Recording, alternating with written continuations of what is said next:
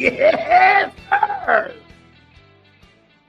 It is a football Friday. How you feeling? It's the calm before the storm.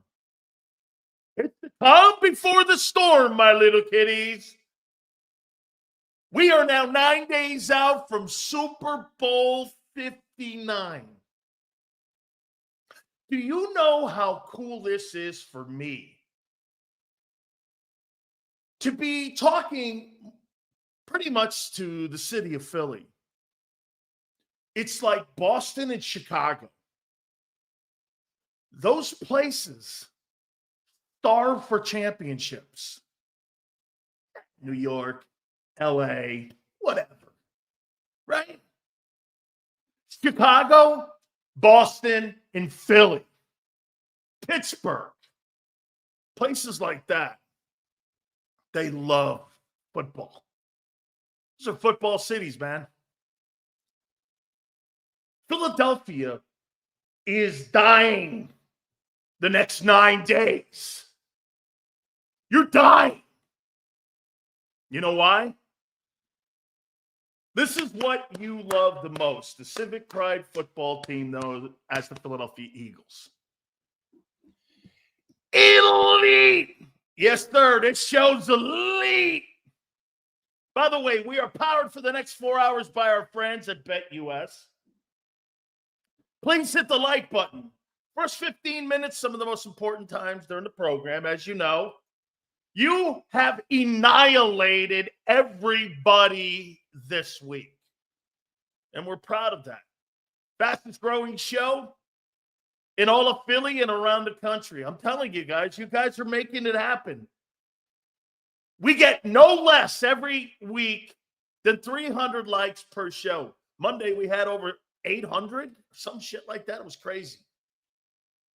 And you're 9 days out from the Super Bowl. Man, dude, I get more videos and more comments from people in Philadelphia now. And by the way, have you not noticed one thing? Even the biggest dissenters of the program here, what do you notice? Marcus Hayes, Howard Eskin, Angelo Cataldi, Craig Carton. They all want to be on the program. They never say no.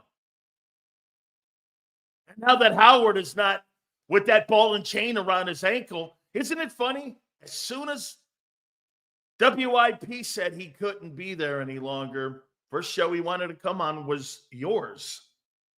I wonder how that is. I thought we were fucked up and no one liked it. How funny is that?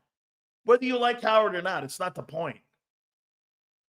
Howard built sports talk radio in this country. The first sports talk radio station in America was WIP 610. Do you know this? I got into this business because of people like him. I don't give a shit what that douchebag at Cross-Dressing Broad thinks about that style. I love that style because you know why? Get this, sports talk radio's changed. The attitude in Philly hasn't. Has it? The attitude in Philadelphia hasn't changed. Boston too, man. Get this. They want people like me to go away. Why? I reflect the voice of fans in places like Philly. Why would you want to take people like that off the air? So what? You can get those ass kissers you got now at IP? Just listen to that shit. I can't. Hey, you can say whatever you want about John McMullen's delivery, but I'll tell you what, one thing people want is they want to hear him. At least he's got something to fucking say. That's what makes this bitch great. You know what it is? We talk like we're you. And you talk like me. We're relatable. And you got something on Sunday in 9 days that you want. Look at us. got a shot at the Super Bowl.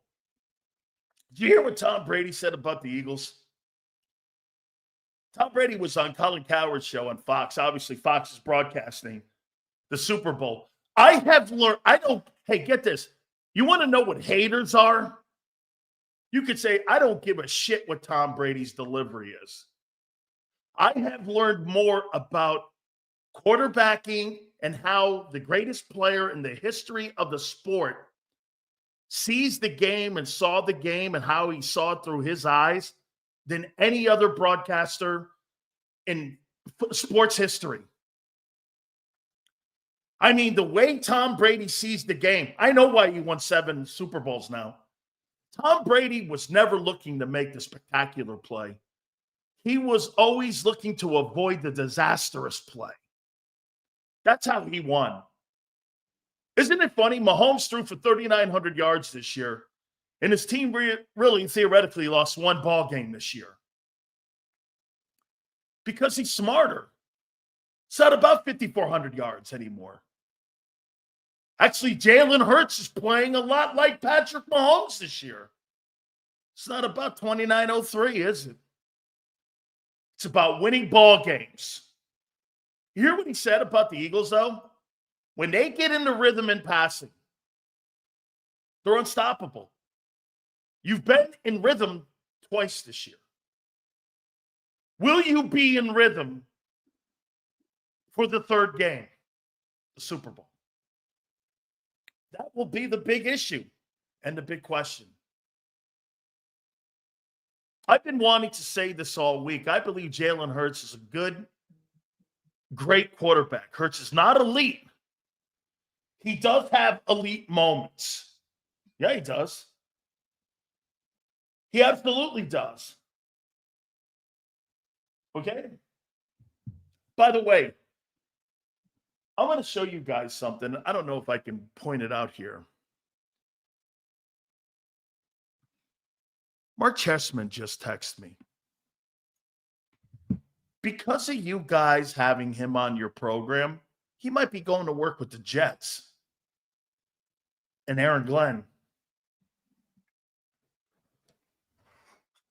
He just texted me.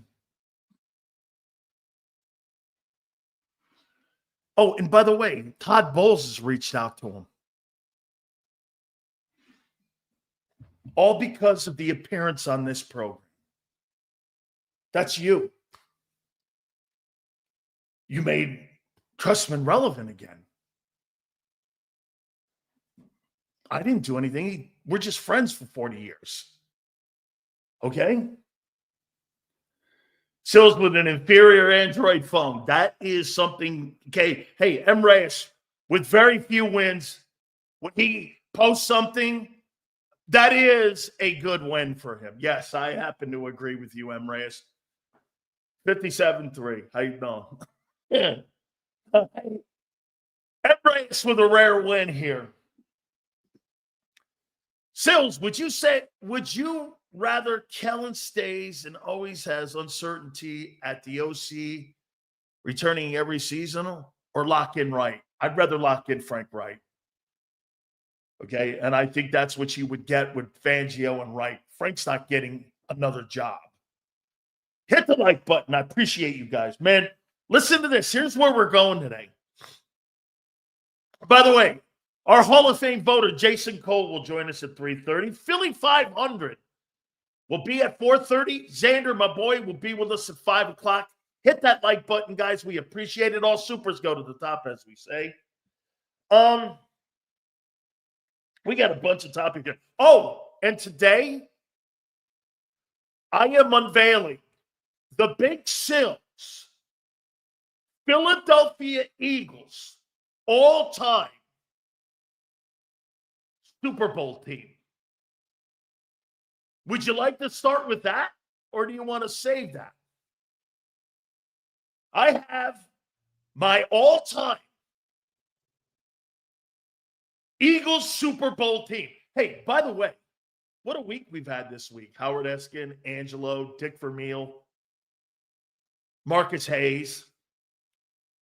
Okay? It's been great. Thank you, Sue. You guys want to hear my all-time Super Bowl team, Philadelphia Eagles style? We could start it off with that if you want. Okay. I'll do that. I wasn't going to, but I'll do it. My all-time Super Bowl team, Philadelphia Eagles style. Here we go. You guys want to start with defense or offense first? Okay? What do you want to start with? Defense or offense? This is the Big Sills all-time Super Bowl team. No, I'm sorry, dude. We don't have kickers on our team. We don't do kickers. Okay? Hey, ask that Baltimore kicker. We don't do kickers on our team. How you doing? All right. Let's start with the defense. The secondary on the all-time Big Sills Philadelphia Eagles Super Bowl team. Number 1, Brian Dawkins has to lead the group. Number 2, on the Big Sills all-time Super Bowl team, Darius Slay. Number 3, I thought about this, but I'm going to put Gardner Johnson back there. And the last one, Lito Shepherd. So my all-time Super Bowl Eagles. No, this is not all-time Eagle team. This is Super Bowl team. Lito Shepherd. You know, I debated this. Eric Allen didn't make the Super Bowl with the Eagles. Okay? Do you put Malcolm Jenkins there? I'm not sure. Did Malcolm make it? So I got Gardner Johnson. This is his second Super Bowl. So I got to go Gardner Johnson, Dawkins, Slay, and Shepard. You know, I'm going to go, you know what? I'm going to put Malcolm Jenkins in instead. Malcolm Jenkins, Darius Slay, Brian Dawkins, Lito Shepherd. Here are my linebackers for the Big Sills. All-time Super Bowl football team.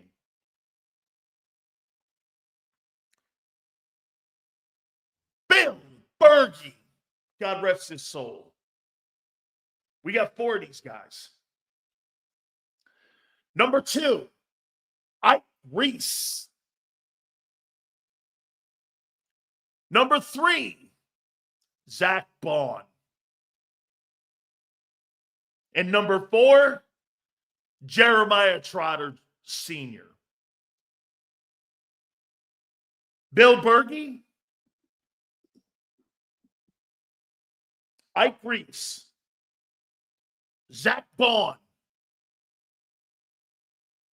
Jeremiah Trotter, and Bill Bergey. Offensive line includes offensive lineup: AJ, T.O., Smitty, Dallas, Saquon, Jalen, Peters, Dickerson, Kelsey, Brandon, and Lane. Appreciate it, Prince. Here is my front 4. My 2 edge rushers: Hugh Douglas. Seth Joyner didn't make a Super Bowl with the Eagles. I got Hugh Douglas at one of my edge rushers. My other edge, Brandon Graham. Brandon Graham. My interior tackles, Fletcher Cox and Jalen Carter. So here is my Big Sil's all-time defensive Super Bowl team. Brandon Graham, edge. Fletcher Cox, DT. Jalen Carter, DT. Hugh Douglas, defensive end. Linebackers, Bill Berge, Ike Reese, Zach Bond, and Jeremiah Trotter. DBs, Brian Dawkins, Darius Slay, Malcolm Jenkins, and Lito Shepherd. That is my defense for the Eagles' all-time Super Bowl defensive football team. Now for the offense. Hit the like button. I was actually going to do this later in the program, but this is okay. At right tackle, Reggie White didn't go to a Super Bowl with the Eagles. I'm going to say it again. The Eagles' all-time Super Bowl team. At right tackle, Lane Johnson. At right guard, I'm going to put Micaiah Becton here. At center, Jason Kelsey. At left guard, Landon Dickerson. At left tackle, Jordan Mailata. Funny. Every single one of these guys are playing right now. That just tells you. It's the greatest O-line in Super Bowl history for the Eagles. And someone goes, John Runyon. You going to put Runyon over Mailata or Lane? Not me. The entire offensive line right now is the best O-line in team history that have gone to Super Bowls. Tight end, Zach Ertz. Jason Peters actually didn't play in a Super Bowl. Jeez, criminy. Some of you folks in here are Eagle fans. Either that or hard of hearing. Now the skilled people. This is the Big Sil's all-time Super Bowl. Trey Thomas is going to go over Lane Johnson or Mailata. I don't think so. This is the all-time offensive football team. Now we're into skilled people. I said Zach Ertz, tight end. Here are the three wide receivers that played in a Super Bowl on the all-time Big Sil's Eagles Super Bowl team. Harold Carmichael. Number 2, Terrell Owens.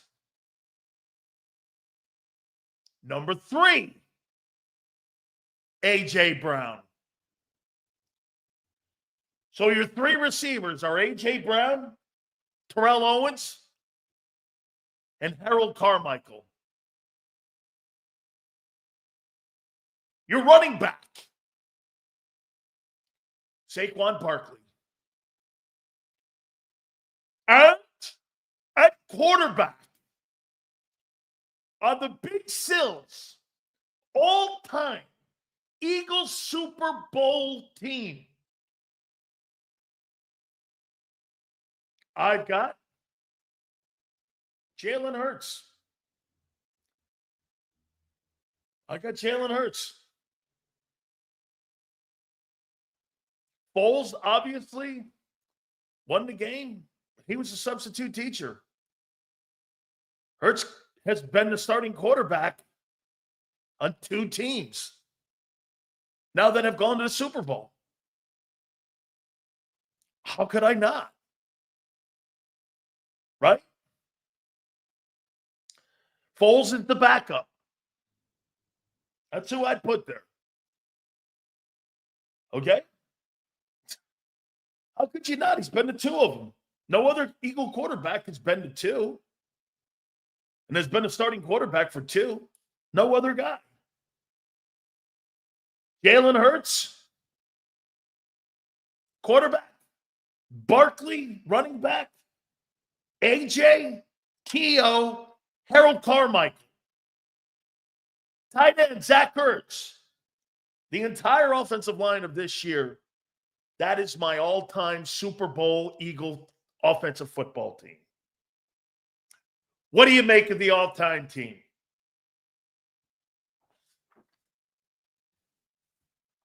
Is there anybody else you would put on that? Dude, Harold Carmichael, Terrell Owens, and A.J. Brown.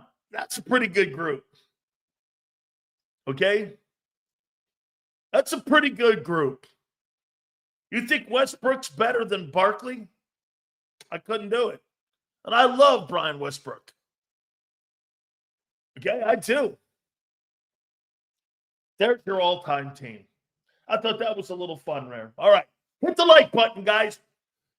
All super chats go to the top. Kelsey's there, yeah. Westbrook running back too. Sure. All good with that. All right. So let's get into the topics. I just named Jalen Hurts to my all-time Eagles Super Bowl offensive football team. Okay? Flexion. The list was okay. Yeah. The list was okay. Come on, Sills. The list was okay. All right. So, should the Eagles keep the straight jacket on Jalen Hurts in Super Bowl 59? Or should they take the straight jacket off? Do you think McNabb could have won one if he went back? Depends who he's playing against. If it's Brady, no. Plus, he's too much of a whiner. Should you keep the straight jacket on Jalen Hurts? Let's take a listen to this here. So if you take him out of the straight jacket, there's a better chance of you losing. And if you keep him in the straight jacket, there's a better chance of you winning. You tell me what you want to do. Okay? That's right, Anthony. You won a boatload of games with him in a straitjacket. What the fuck is he bitching about? Hey, Jalen, I hate to tell you this, son. You got to remain in the straitjacket and the handcuffs and ankle shackles. Because we can't have you going out there and doing something stupid. That's not the formula of the team. Stick to the straitjacket. And get this. So this is an interesting question. Do you want Jalen Hurts still in that straitjacket, or do you want to loosen that thing up a little? Okay?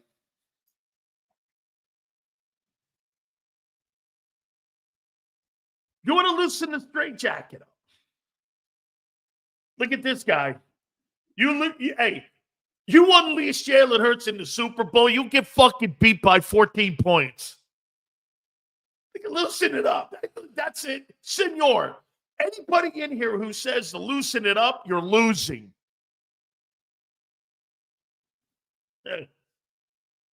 Half and half. Why? Why? Right? Keep the straight jacket on. If he does what he did in last game, he ain't going to do that like he did in last game. He's had 2 fucking games this year where he looked decent. Keep him in the straitjacket. Keep him all tied up. You know? Get the ankle bracelets on him. You know? Keep him.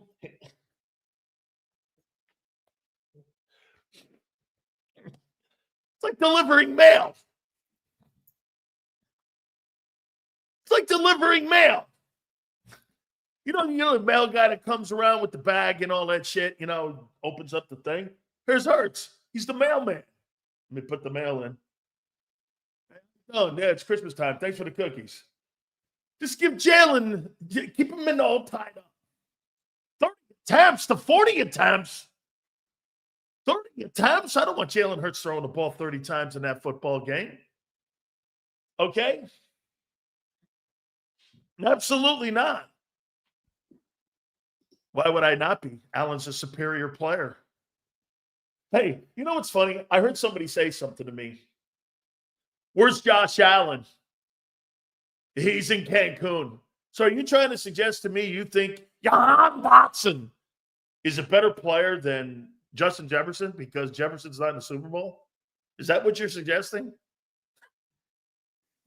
Jahan Dotson, who had the worst grade of any player on the Eagle team. And he's better because he's in the Super Bowl than Justin Jefferson. How you doing, right? That's how ass backwards that thinking is. Jahan Dotson. Jahan Dotson. Jahan Dotson. He's better than Justin Jefferson and Jamar Chase because he's still playing. Oh, man. Some of your whack thinking. It's ridiculous. How you doing? Hey, we'll get to AJ. The guy spoke today, too, and I loved, or yesterday, I think it was. AJ said something very interesting about the offense, and we'll get into that, okay? We'll get into that here. So do we agree we got to keep Jalen Hurts, all handcuffed, right? Have to keep him handcuffed. Sills, who you picking? Oh, got 9 days for this. Oh, a little patience. Hang in there, my good friends. Hit that like button, my friends. My friend Bob Brown here. How you doing? Sills, our offense must keep Mahomes on the bench. No extra bite. It's the apple. Pat and Andy, those guys take a bite of the apple. I'm with you, brother.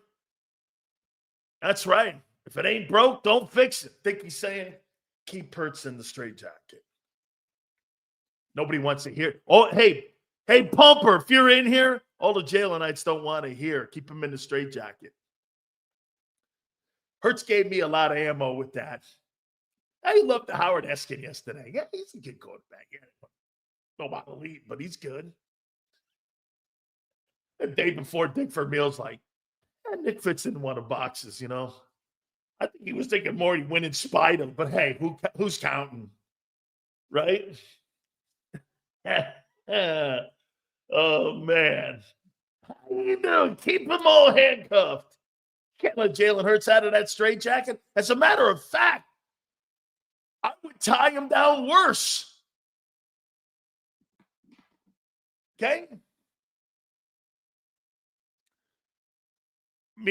Right? All right. Straitjacket. Next one. This is going to kind of go into what we just said here. Hit the like button, guys. We appreciate it. Okay? Wait a minute. I asked you the question. This is sad. Give him the credit. What are you talking about? Do you want to keep Jalen Hurts in the straitjacket or not for Super Bowl 59? Yes or no? You've won way more games than him not being in one. The chances of him playing the way he played in that Super Bowl 2 years ago are 1,000 to 1. Xander says this all the time. We've seen him do it. I know we've seen him do it, but he doesn't do it every week. Well, it's not what they're asking him. Well, when you have a quarterback that you sign and you draft and you develop and you pay, the guy that you're looking to carry your team is your quarterback, not your fucking free agent running back. Okay? It was Saquon Barkley that turned around this season compared to a year ago, not Hurts. It was Barkley that did it. Okay? It was Barkley that turned this offense around. They didn't turn the passing game around. Listen to AJ yesterday. I got it written down here. We're going to go over it in a minute. Okay? It's 1,000-1 he plays that well in the Super Bowl. Here, last year he played 2 really good games, Steelers and the last game. Albeit, NFC Championship game's a huge game. They took the straight jacket off me. Okay. Yeah, okay, kid. Why did they put the straight jacket on you? Because you're a turnover machine. That's why they put the straight jacket. Why would you put a straight jacket on a $50 million quarterback? Dissect what Jalen said. Why would they put a straight jacket on a $50 million quarterback? Because he turns the ball over. No, what other reason would they? Well, Barkley was so great. Okay, so you signed a guy to run the offense through? Well, what the fuck you paying Hurts for? Think about that. Keep the straight jacket on him. All right, let's go to topic 2 here. Hit the like button. We appreciate all you guys. Okay? Who knew that? Look at this guy. Barkley's the greatest running back ever, based off of 1 year.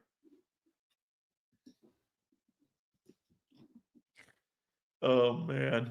Guy had 1 great year. Chris Johnson, you guys remember who that was? He had a 2,000-yard rushing season, too. Do you remember who he was? I think he played with the Titans. Did he, Bob, did he not have a 2,000-yard rushing season with the Tennessee Titans before Henry got there? Okay? Greatest ever. Greatest ever. No, you got it. All right.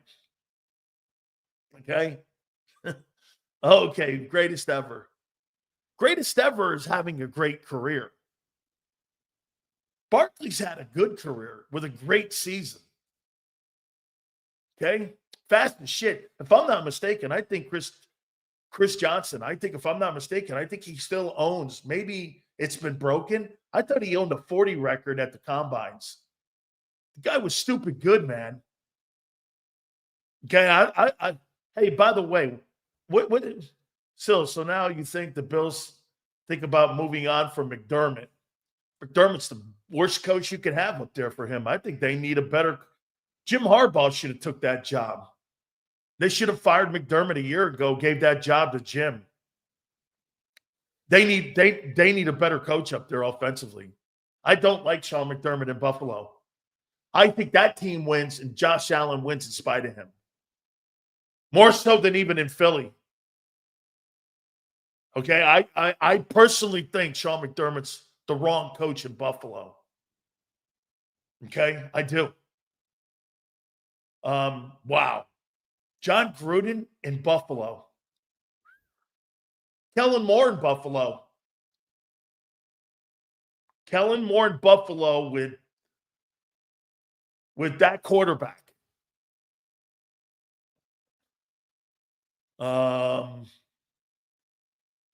It wouldn't be him. It would be somebody like Gruden to get that job in Buffalo.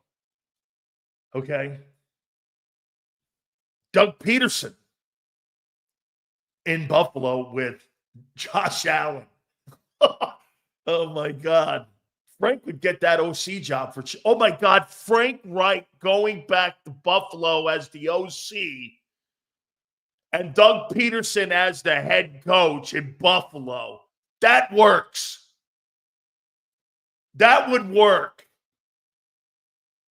Doug as the head coach in Buffalo and Frank as the OC. That would work in Buffalo. I like that idea. John Gruden's not going to hire an offensive coordinator because John's going to do it. Okay?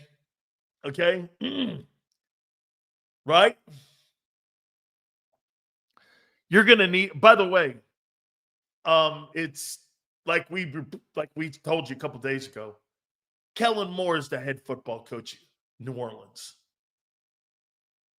Okay? He is. And don't be shocked if Nussmeier leaves as the OC in New Orleans and he brings him down. Who's the quarterback at LSU? Who's the QB at LSU? Ooh. Kellen's already building out his staff. Let me do one thing. We'll move on to the topic here. Let me see here.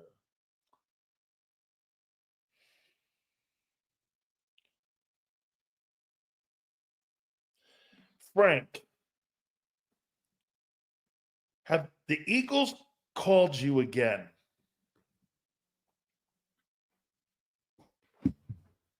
See what he says.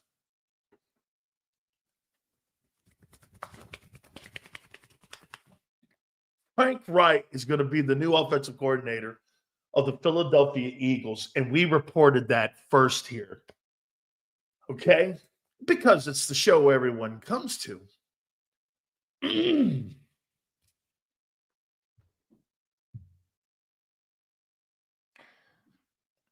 Look at this. Mark Trestman just told me that he's now been contacted by Aaron Jones and Todd Bowles. Let's see what you got here, Xander. Tom Pelissero, General Manager Mickey Loomis informed other candidates this morning that while there has been no final decision, he plans to continue discussions with Kellen Moore and has been working on a staff. He can't be official until after the Super Bowl, which we said, and another meeting. Well, let's text Mickey Loomis here. Mickey Loomis.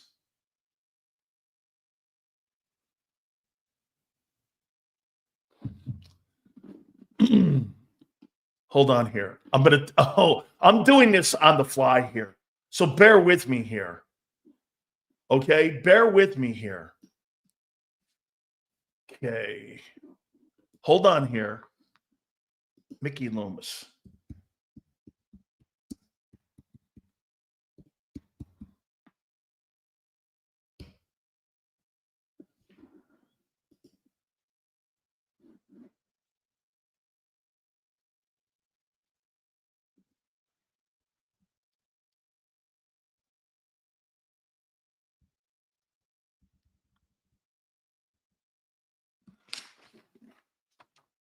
I'm going to take a picture here. Just to tell you how I stay in touch with him. I got to take a picture here. We're doing this on the fly here. I'm going to take a picture here. Hold on here. I can't show you all the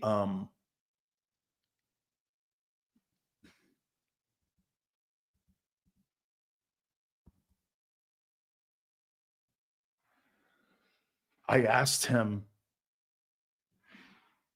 Oh, I remember this was.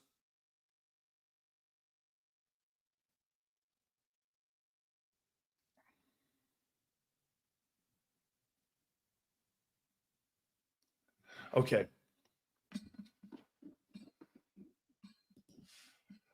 Okay. All right, here. Silver's like Tony Soprano. It's all his goons on speed dial.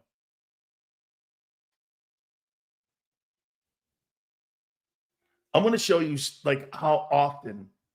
This is just one I found. Shit, we've been responding all the way back to 2016. Look at this. Mickey, thanks for responding. There's his email address down there. Thanks for responding. I love Mickey Loomis. I got 1,000 emails, text messages from him. I love the guy. I've known him for about 20 years. So I just sent him an email about Kellen Moore. and how close they are in the process. I just sent Frank a text. Frank's going to become the brand new offensive coordinator, or at least he's going to be interviewed as of right now for the job of OC in Philadelphia. And Jalen would endorse it, from what I'm being told. Now, they may elevate from within. Okay? So, Xander, put that back up again from Tom Pelissero. See, this is transparent. I'm okay with this. But let me ask you guys something. Sunday, the team gets down there. Are you trying to tell me you don't think that in a break, when they have a little bit of time, that Kellen Moore's not going to somehow, or his agent is not – remember something, Kellen Moore can't really have communication with the Saints, but his agent can. So you mean to tell me his agent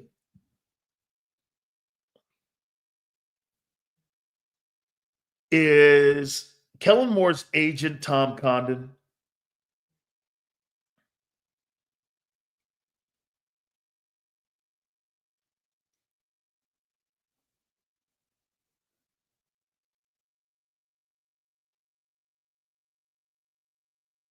Tom Condon. Let's see here. Let's text Tom Condon and see what's going on with Tom. How come all these people are asking me about jobs? I don't know. Okay. So what I'm going to do right here, I got to cover this. Tom, is Kellen getting that job in New Orleans?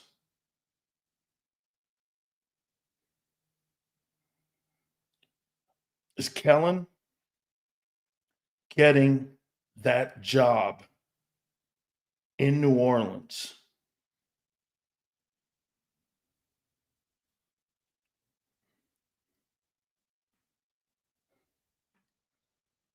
I just text messaged Tom Condon. So, woo-hoo! Woo! I'm not a reporter. I'm not a reporter. Okay? I'm not a reporter here. Don't think I am. I am not a reporter. I am not. I believe Kellen Moore is going to do this transparently instead of what Jonathan Gannon is going to do. Hope you're great, Tom.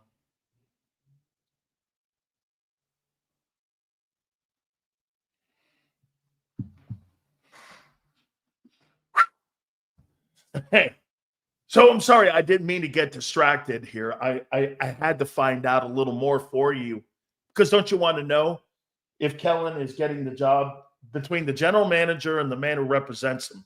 We just contacted him. So we're trying to work this out here as we're going along here. And in real time, we're doing this here for you. So, well, by the way, Jason Cole will join us at the bottom of the hour, too, at 3:30 Eastern, too. So, Kellen Gannon? I don't think so. I don't think so. Let's see here. Biggest game of the year. Here we're dealing with the same Gannon shit. NFL needs to make off limits till after the Super Bowl. Well, wait a minute here. You're missing what is going on here. The coaches can't talk to these teams, but the agents can. Okay? That's right. Frank's not going to get the head coaching job anytime soon. That's why I would put Frank Reich in that job in Philadelphia. I think Nick would embrace that. Hey, Frank, I want him. Now, remember something. Frank Reich don't need to be the head coach of the Eagles. You know why? He's got 8 million reasons why he's cool for the next 2 years. He makes more than Nick. Do you know that? Frank Reich makes more than Nick Sirianni. Why would he care? Why would he care? Okay? Why would he care? He's getting 2 more years of David Tepper money. Hey, you want to be the OC in Philly, who's gone to 2 Super Bowls in 3 years. And I won a Super Bowl as the OC. Yeah. I might be able to rejuvenate my career again. Not the same organization knows what's going on. Not sure what you mean there, buddy. Hook me up, Twiz. Tell me what you're talking there. Okay? Would you guys endorse Frank Reich? I'm gonna text him one more time, Frank. And I'll show you I text him. Frank. You're here. Frank, you're getting the OC job in Philly. This is great.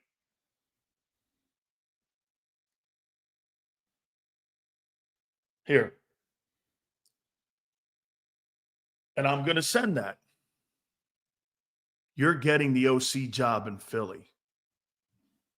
Boom. How you doing? See what Frank says. How is this possible? How is this possible? Dude, Mark Trestman, who was on last week, is now talking to Aaron Glenn and Todd Bowles on being the offensive coordinator for those 2 teams. And now we're working on here with Tom Condon, Mickey Loomis, and now we're going to talk to Frank here a little bit. Hopefully Frank responds. Gannon was a snake about leaving. Yeah, Kellen won't be. I don't believe that. Okay? He runs debt. Jeffrey Lurie picks these people. Okay? They get a collective group together, and Howie and him go, who do you like here, Jeffrey? And Jeffrey goes, what do you think? And then Howie gives his 2 cents, and then Jeffrey goes, okay. Remember something. Jeffrey Lurie called Frank Reich for Nick Sirianni. Then Howie called right after. Frank said that on the program. We have that on tape. Go back and listen. The first appearance that Frank Reich was on this program, he told you. Then he also told us about how the Carson Wentz deal went down. We got more update here? Xander's that a new one? Hudson, okay, good. All right. So we'll keep you updated here. A lot of news. A lot of news going around. Jeffrey Lurie loves Frank. Yes? Yes, Brandon. Yes. Has tremendous respect for him. Loves him. By the way, that trade in Indianapolis happens because of Frank. And let's be candid here. Carson Wentz played great in Indianapolis. He didn't play awful. I don't know about you. 3,900 passing yards and 27 touchdowns to 9 picks is in 68% completion percentage is not awful. What quarter? Hey, how have the quarterbacks been since Wentz has left the building? Can you tell me? Hey, Sills, I'm hearing more might pull out. No, that's the kicker in Baltimore. I'm sorry. I'm sorry. I'm sorry I had to go there. Hey, I'll tell you what, too, man. The kicker's a little bit of a freak, man. This guy needs a proctologist or something. I don't know what's not up there with the kicker. What's his name? Justin Tucker? Holy shit. This guy likes corn dodgers.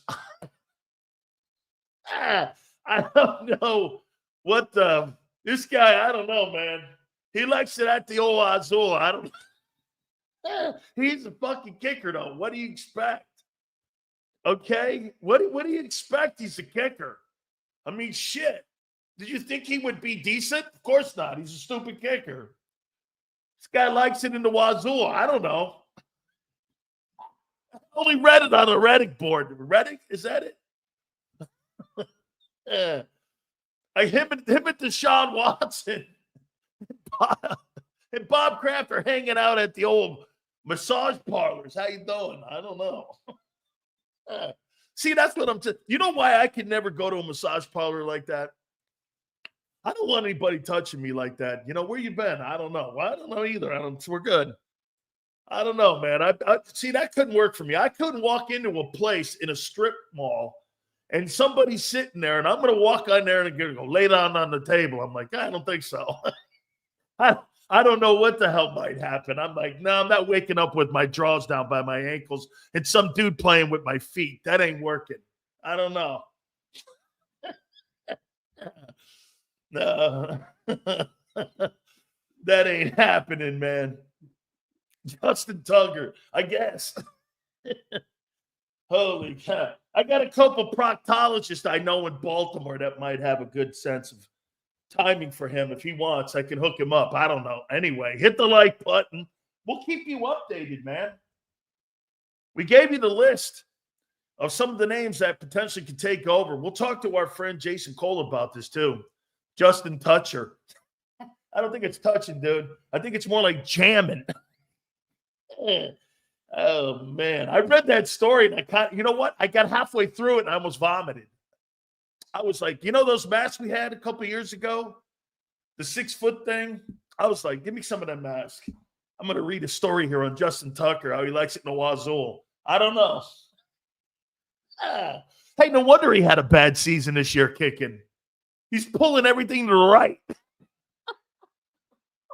Oh, man. No wonder everything went to the right this year, man. I don't know why. It went to the right. I was thinking maybe this is why this guy had a bad kicking year. Okay? Why right? Why? Well, the guy's like sitting in the Wazoo. I don't know. Hey, Prince was in the can. He's a January 6th guy. He knows. Hey, stay away from me, man. No, that's why Prince went into solitary. He said, I'm not in general population, man. I'm going to hang out here in solitary confinement. How you doing? Hit the like button. All right, man. We'll keep you updated on this thing here, man. This is going to be an interesting next couple days. Kellen Moore is now who would he hire as D coordinator in New Orleans? I know who he'd hire.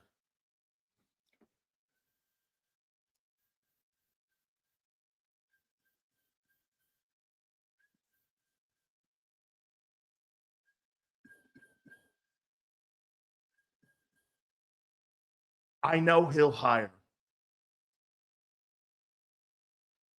He'll hire Clint Hurt. He'll hire Clint Hurt as his D coordinator in New Orleans. Or maybe Bobby King.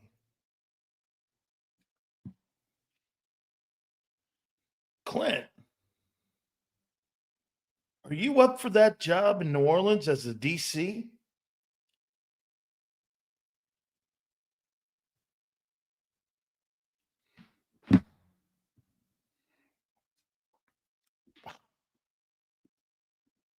Sills, trigger word is Orleans.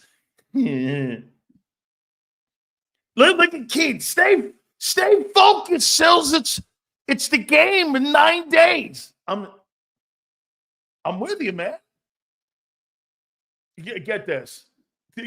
This guy thinks that a $2 million raise, he's going to stay in Philly for Jalen Carter over a $2 million raise instead of being a D-line coach, being the DC in New Orleans with Cam Jordan.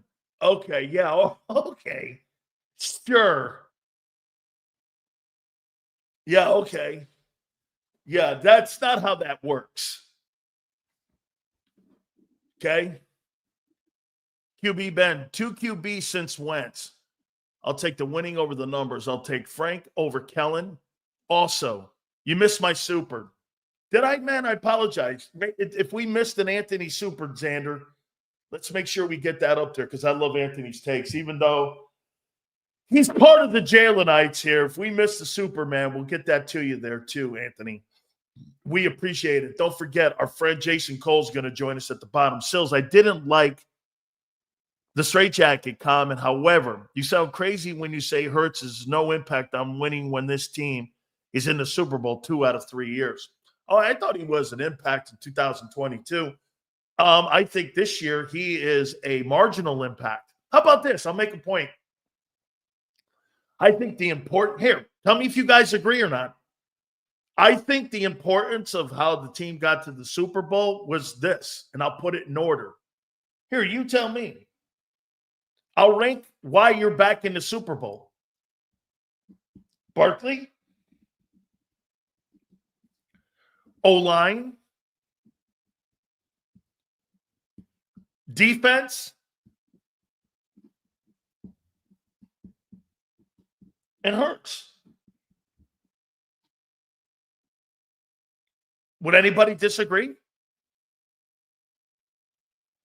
Barkley, O-line, defense, Hurts. What's wrong with that? In 22, I think it was Hurts, defense, O-line, and AJ. Okay? Those are 2 different winning formulas. Right? 2 different winning formulas. Hit the like button, guy. Give me a total on the likes. We just whipped through a first hour. Wow. A lot of news rolling around. Frank just said no comment.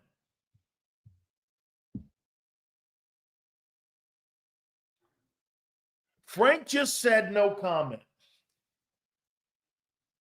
Wait to see how this thing transpires and plays out. Frank Reich's going to be your new offensive coordinator.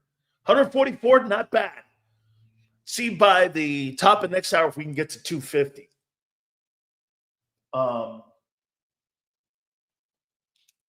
Okay. All right. Let's get to the new topic. If we get any other news here, we'll give it to you. So we've reached out to Tom Condon, an agent, and we've reached out to Mickey Loomis. Let me see if Mickey emailed me back. Not yet. He will. He always does. OC job in Philly is a better job than head coaching in New Orleans. You're out of your fucking mind. Promote Bobby King to DC. Did a great job. Who in their right mind thinks the OC job is better than a job in New Orleans when you're going to get a 3-year guaranteed, most likely $40 million contract? What the fuck are you talking about?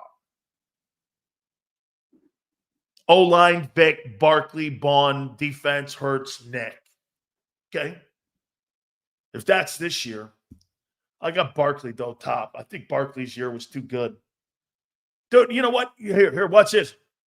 What's a winning job? It is the OC job in Philly. What's a better job? The Saints job. Well, the organization, they haven't really won or done anything really since the Super Bowl. I know. So, you're talking about $45 million. Oh, I see. Hey, I'm going to stay in Philly because, we win. So you're going to take a $6 million pay cut? Per year? Oh, okay. Stupid comments. Especially when there's so few of these. Yeah, Tom Condon can't say nothing either. They're working on it. Tom Pelissero is right. So Tom Pelissero is working on it. So Kellen Moore is filling out his coaching staff while he's prepping for the Super Bowl? How many people think that's a distraction? Seals, is there any other coaching classification? How can Howie can throw on Clint to hold him so he replaces Vic in a few years?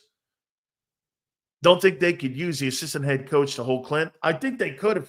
Hey, look, if you gave him the assistant head football coaching job okay, and you made him that, and you elevated his pay, you'd have to elevate Vic's pay because you can't have him making more than him, but you can hold him there for that. Vic's 66, man. He's there 4 years. I'd say he's there 3 more years as DC. Clint Hurts going to get a job offer as a dude. He's got a great reputation. Okay? He's got a great reputation. I wouldn't be shocked if Kellen brings Clint Hurts down to New Orleans as the defensive coordinator. I just asked the question. They're probably prepping and practicing today, so I don't know. We'll see what we get. Who's the assistant offensive line coach in Philly? Does anyone know what the guy's name is? Would you hire Jason Kelce as the O-line coach in New Orleans? Probably not enough money for Kelce because he makes a lot of money. Let's take a look at this. Big Sills, what is your score prediction for the Eagles and Chiefs reloaded? I know it's early, but what does your gut? I'm going to say I think it's going to be high scoring. This is his name. That's the assistant offensive line coach in Philly. That's the guy's name. I'd hire him. I'd hire him. Okay. I would hire him. Let me take a look at this coaching staff the Eagles have, and I'll tell you who Kellen Moore is going to take off. You know, Nussmeier's kid is the quarterback for LSU. You know that, right? Okay. He's a quarterback at LSU.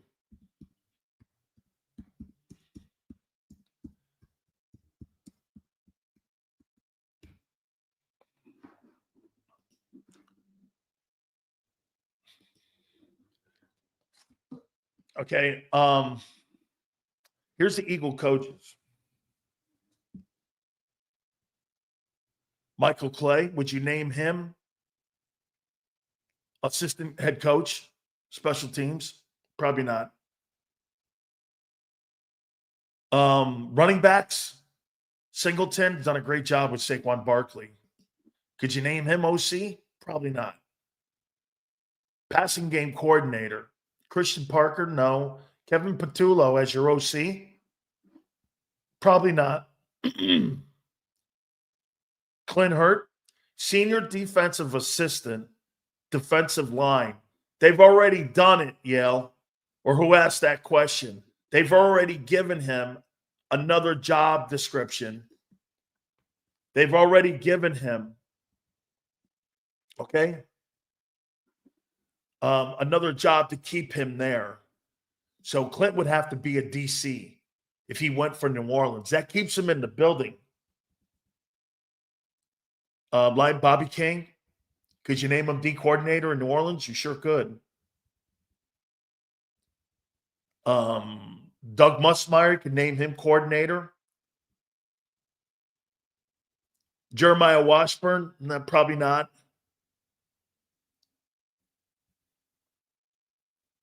Here's this guy's name. Run game specialist, assistant offensive line. TJ Pagnetti. I'd hire him. TJ Pagnetti is going to be my offensive line coach in New Orleans. This guy learned under Jeff Stoutland. I want him. That's who I would hire. If I'm Kellen Moore, I'd hire TJ Pagnetti. How long has he been there? Pagnetti was named the Philadelphia Eagles run game specialist during the 24 season after serving as the team's run game specialist and tight ends in 23. In his previous role, Pagnetti helped the Eagles establish a single-season team record in third down conversions. So he hasn't been there that long. I don't know then.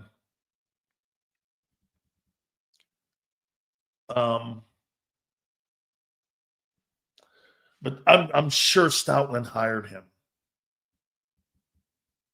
Yeah, anybody that's been there around Jeff Stoutland, I want as my OC coach or I want as my O-line coach. So how many people would they take off this staff? Well, that staff that was just fired in Dallas, too, a lot of those people worked with Kellen. So Clint Hurt, Bobby King, those guys we have to keep an eye on. Kevin Patullo is somebody to keep an eye on. Stoutland's not going anywhere.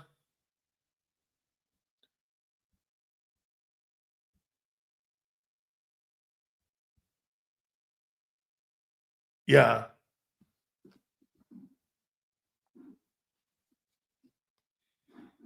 This kid, Kevin Valero.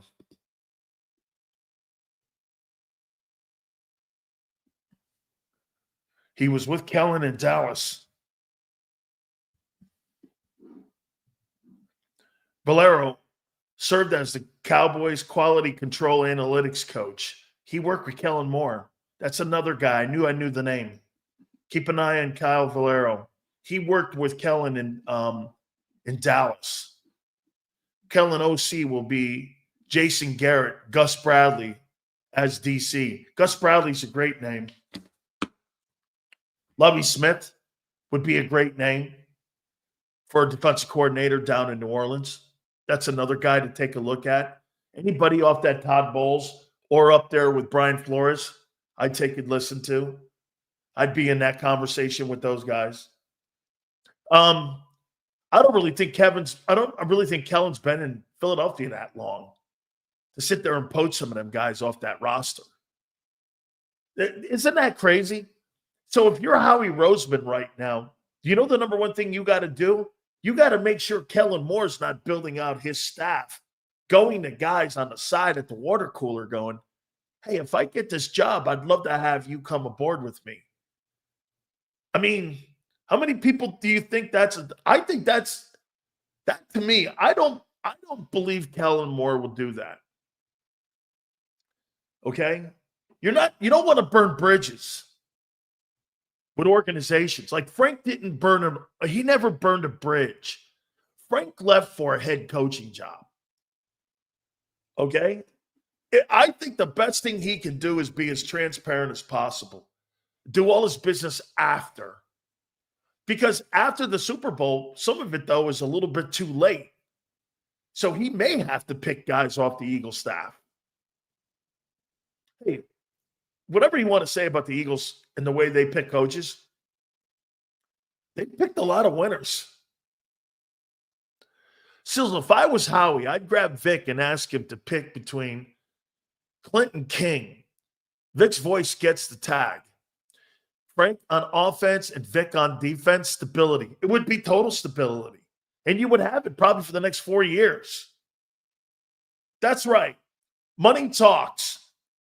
And also this, you want to pigeonhole these coaches on your coaching staff during this time. Bobby King has done, dude, Oren Burks walked in there last week, and I can't believe the job that guy has done. That's coaching. Those guys were nobodies on other rosters.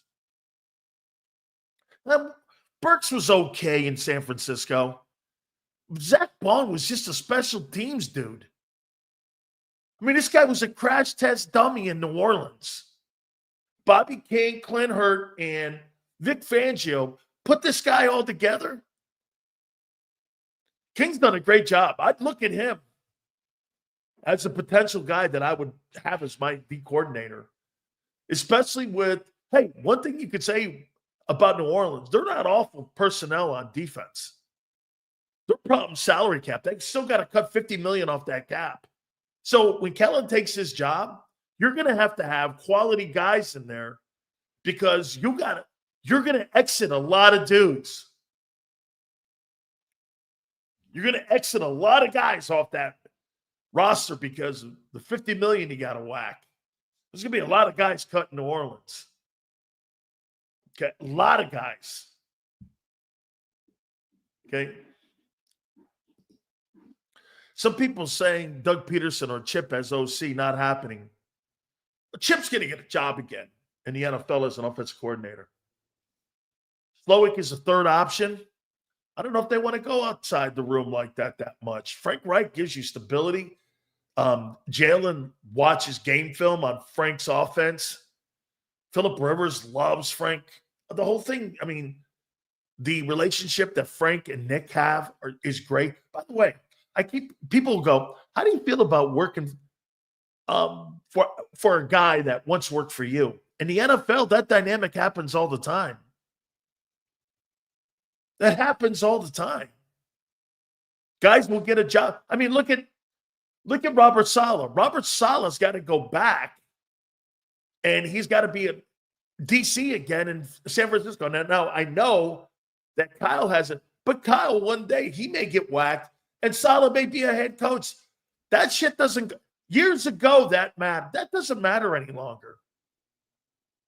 It just doesn't. No, I don't think it does. I mean, especially with the money that's being thrown around. So that's really big news. That's big news. Our good friend Jason Cole's going to join us at the bottom of the hour. We're going to get some NFL. Now let me get to another topic. If I hear anything, I'll let you guys know in some of the text messages. We sent out an email to Mickey Loomis. We sent a text message to Frank, Tom Condon. We got out of the blue. Mark Trexman told us about Aaron Glenn and Todd Bowles. By the way, Aaron Glenn and Todd Bowles, because they got to replace Liam Cohn, and Todd Bowles is interested in as Mark Trexman. Aaron Glenn is looking for an OC. So Mark Trexman being on our program is now getting opportunities, and he's telling us right now he's talking to the Jets and he's talking to the Buccaneers. You're not going to get this anywhere else. Okay? So we'll keep you updated. I don't know if they get the job or not. I'm just telling you what people are texting me here. All right. Hit that like button. Let me ask you a question here. We asked you a couple minutes ago about Jalen Hurts and the straitjacket.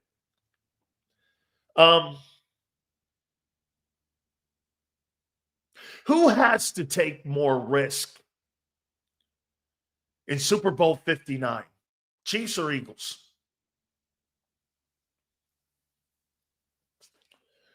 Who has to take more risk, in your opinion? The Eagles or the Chiefs? Pat says both. Chiefs. Anthony says Eagles. Both. Chiefs. Chiefs. Why do you think the Chiefs have to take more risk? They've won more Super Bowls than you. They know how to win Super Bowls. You don't. Why do they have to take more risk?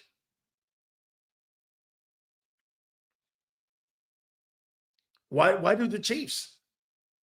They know the winning formula for Super Bowls. You don't. Twitter says you're a better team. You were in 22 too. Why would the Chiefs take risk? Kansas City doesn't have to take risk. I think the Eagles have to be more aggressive. I'm not saying doing fucking stupid plays. I'm saying you got to be more aggressive when it's 4th and 1, maybe on your own side of the 50-yard line. You're not going to beat Mahomes straight up. Hey, and if you want to add the refs, okay, you're not beating Kansas City straight up. Okay? I think you got to go for it more. Maybe on 4th down more. Maybe some plus 35 passes. Okay, loosen them up a bit. I think you've got to do something to beat Andy Reid, Steve Spagnuolo, and Patrick Mahomes. Remember what I said yesterday to you, okay? Hey, Mr. International, I'm not saying I don't believe you can win. That's not what I'm saying. I think you got to do something special to beat them, though. Because people have already proven they can have better rosters than the Chiefs. And most teams, you know what I would say? Most teams that the Chiefs play on a week-to-week basis do have better rosters. It doesn't matter. Hey, it's a great take. You think Philly was a risk to beat Belichick and Brady? It's a great take, Kyle. Do you? You can't afford to punt in this game. In situations, go for every fourth down. TD situations, you have to limit Mahomes in time of possession. Yes, sir. Hey, Doug gambled. Did he not? Won a Super Bowl. Beat the GOAT and the GOAT. You're not going to beat Kansas City straight up. I think you have a better team. That ain't good enough. That's not good enough to beat them. We've seen it. They've won 3 Super Bowls in 4 years and have been in 5 in 6. Where in the world, in the last 2 teams they've played in the Super Bowl, had better rosters? What up, Big Sills? Do you think Moore would be crazy to leave a team like this for a head coaching job? He'd be stupid not to. I get there's only 32 jobs in the world, but isn't the main goal to win championships? Hey, in high school and college, it sure is. Philly, give him the best shot. Much love. Appreciated, Big C. Big C. You don't become an offensive coordinator or head coach. Now, when you get older, maybe that's where it lands. And Jeff Stoutland and guys like that want to be all line coaches, and that's all they want. You don't think Kellen Moore wants to be a head coach?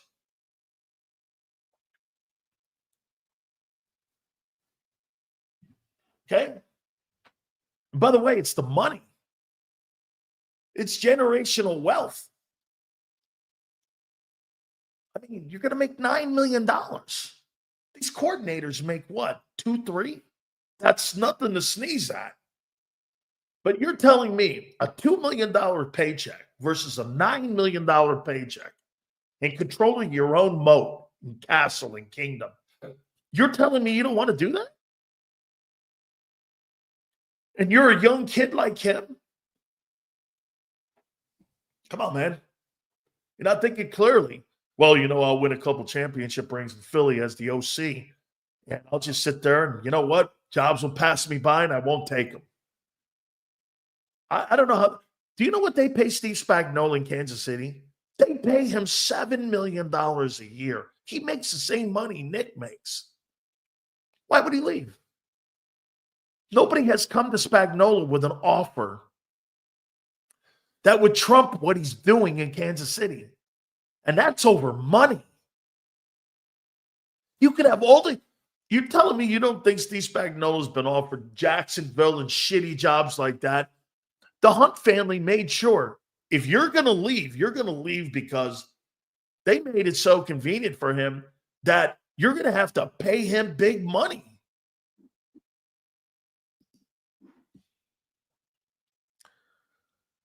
Seals, do you think Kansas City has ever played a team this talented in the Super Bowl? I think the year they lost to the Bucs is close, but I think we're better.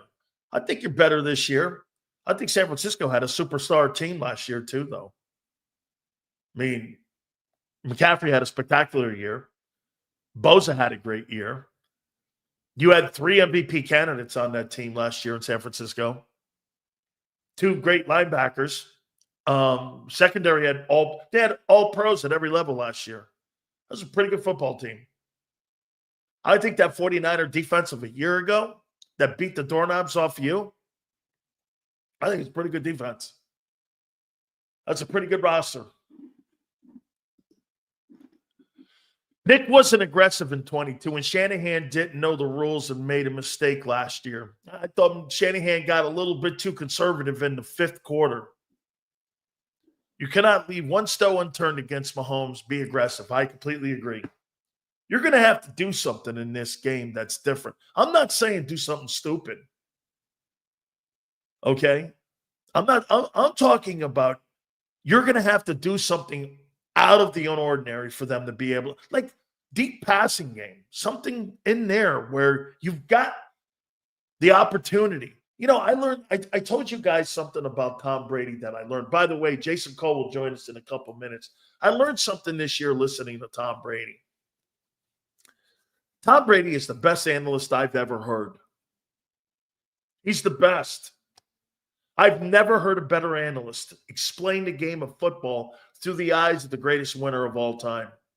35 postseason wins, all-time regular season wins. The numbers speak for themselves. The Super Bowls speak for themselves. And listening to Brady talk, how many times did you hear him say this? What's the end game to that play? To get 3 yards at a high percentage turnover play? Not for me. I'm not doing that. You know, you listen to Brady say that shit, and you're like, Brady was never looking for the spectacular play. He was always looking for and not wanting to make the most dramatic mistake in the game. That's how he won Super Bowls. That's how Mahomes is playing this year. Like I said in the open, that's kind of how Hurts played this year. But you've got to be schooled to understand that. You've got to compromise yourself for that. Okay? Sacrifice the numbers, sacrifice the fact that the game actually doesn't run through you. You know, I made this comparison about guys like Hurts and Brady. Guys like Hurts and Brady are like Dwayne Wade and Steph Curry. There are so many great superstars on your team. The one guy that's got to be the most humbling guy on the team has to be the leader on the team, especially when you have egos like that. You've got to be the manager of egos. I always said this to you guys. One of the reasons that the San Antonio Spurs won so much, who was the best player on the floor for the Spurs? It was Tim Duncan. Tim Duncan was the most unassuming guy on the floor. Never barked, quiet, all that. But you know what he did? When Popovich was pulling his bullshit and all that stupid shit about leaving your ego at the door and all that, it was Duncan in the locker room. Same with Brady and Belichick. Brady would be in the locker room. Guys, this is about us. And he would motivate Manu Ginobili, Tony Parker, and them dudes. Kawhi Leonard. I mean, that's right, Brian. I think that's a lot what Barkley's brought this year. Who's been the quietest superstar in the Eagle huddle this year? It's been 26. 26 is the most unassuming star on the Eagle team. He's made no headlines this year, off the field shit. Nothing. You wouldn't even know he's on the team if you didn't know how spectacular his season was. He is a bona fide leader. Even Hurts has moaned about the passing offense. Comes up with those stupid, hey, Anthony, where are you here? Okay? Even Hurts comes up with those stupid-ass comments. Barkley never said shit. He was the quietest guy on the team. The MVP of the team. Devontae, too, is a silent killer. I like them kind of players. I'm not saying I don't like Big Mouse.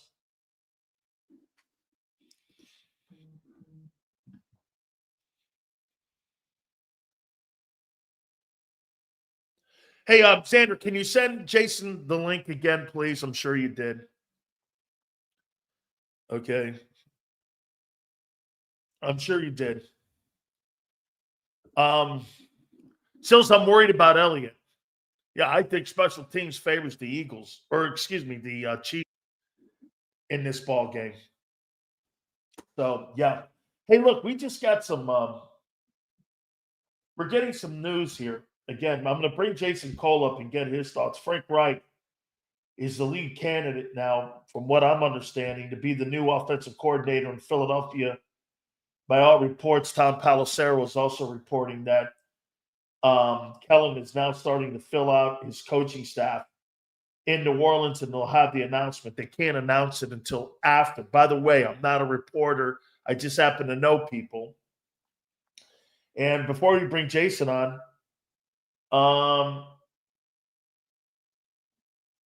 as I said, Mark Trestman has been in contact with Aaron Glenn and also Todd Bowles for the offensive coordinator's job. I'm not saying they're going to get these, but as we told you, Tom Condon also is a rep, and we talked to Mickey Loomis a couple minutes ago. So a lot of news is going on here. I want to bring Jason Cole up here because you're preparing for Super Bowl 59, Jason. And all of a sudden now you're filling out a coaching staff if you're Kellen Moore, potentially for New Orleans here. And as of right now, Jason, January 31st, as you know, it looks like Kellen's going to get that job. And I asked you last week this process. Don't you find this process still a little bit weird and shit like this when, you're trying to prep for a game in 9 days?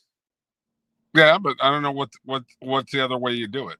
I mean, do you say to everybody you have to hold off all your hires until after the Super Bowl?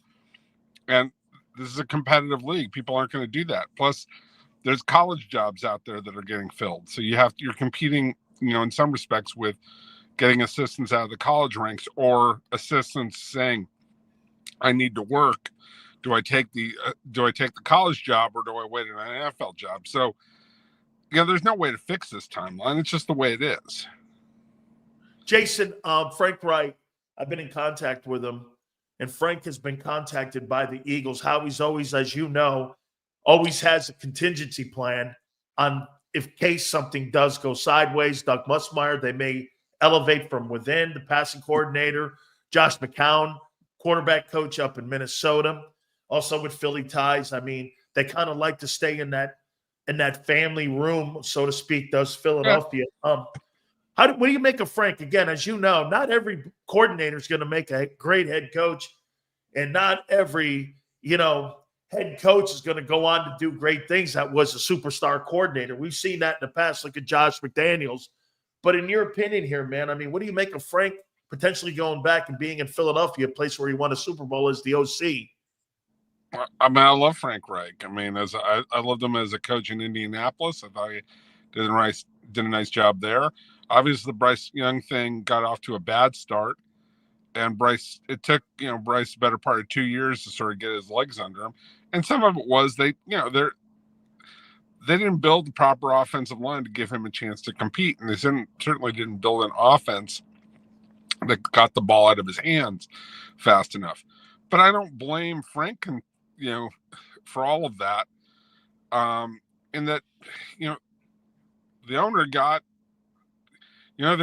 impatient way too fast. And I didn't understand why the owner would jettison a coach that quickly. I think that's more about management. So I don't hold either of the situations either in Indy or in Carolina, over Frank as an offensive coordinator. I think he's a brilliant mind and has a great background. So I think he'll work.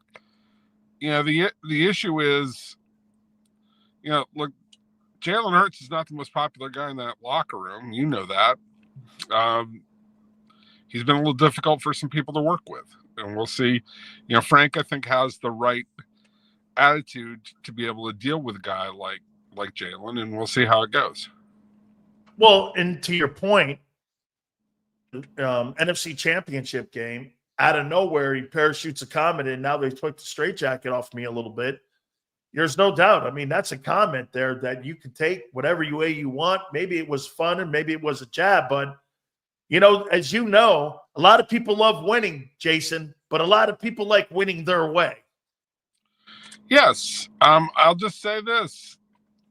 There are a lot of guys in that locker room. Jalen's not their favorite guy, but they're winning games. So they're all, sort of grin and bear it, and when you win games, you're fine with it. But, he does rub some people the wrong way from time to time. But again, they're winners, and they got a good chance of winning the Super Bowl with him at quarterback. So you don't mess with something that is working right now in terms of on the field. You put the personality stuff aside.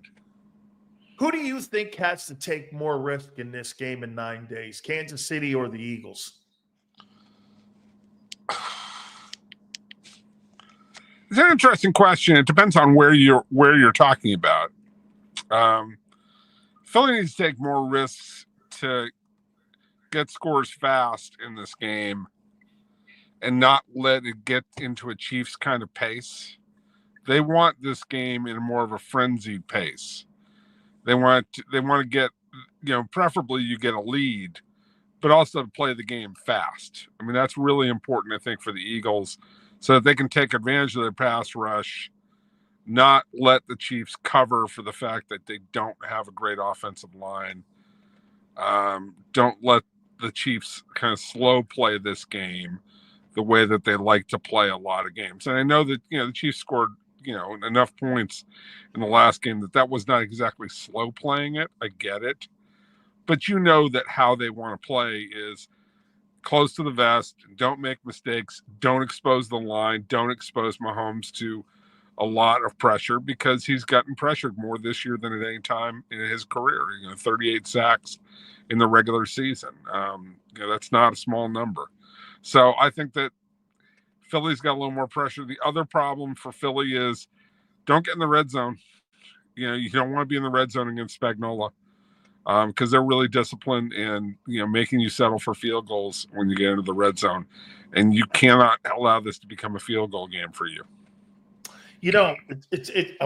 What to me is, people ask me what's the difference from Super Bowl 57 to Super Bowl 59, and I'm like, well, the radical changes are on the Eagles side. It's not on Kansas City side. And as you know, I mean, the team with the least amount of changes that wins, that's the team you want to have win Super Bowls. I mean, change is traditionally not good, especially in the salary cap era. People go like this, well, the Eagles have more talent. I go, let me remind you something about the 49ers with Montana and Rice. There's not one other Hall of Famer on that offense outside of those two dudes. And there were two dudes that were in that team. And in the first Super Bowl, Rice wasn't even on that team. Okay? So I will tell you, when you're looking at people like Bill Walsh, Joe Montana, and Jerry Rice, this is what you have here. You have Spagnuolo, Mahomes, and you have Reed as the play caller. We're not talking about the best in the game. We're talking about some of the best that's ever been in the game. Yeah. You've got to do special things against that KC team to beat them, and having a top roster is not the overwhelming thing that's going to beat them.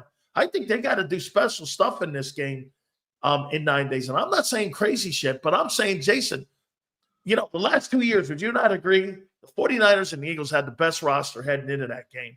And it didn't matter. They found a way to win, like they always do. Well, I mean, but do remember that the Chiefs have the best quarterback. Yes. And the quarterback is a great deodorant. Okay, this particular quarterback is one of the best deodorants ever. He makes up for a lot of things that smell bad on your team, like your offensive line or your lack of great wide receivers. Now, people make a big deal out of the fact that the Chiefs had the fewest explosive plays, or the second fewest explosive plays in the league this year. That is absolutely true. And that's because they've had to play close to the vest with that offensive line. And also because, Worthy has not developed into the deep guy yet. I think Worthy is developing as we're going along here and learning how to play in this league and be consistent in this league. He's got a ways to go, but he is a threat. But he's not the complete vertical threat, like a Tyreek Hill, at the apex of his game. So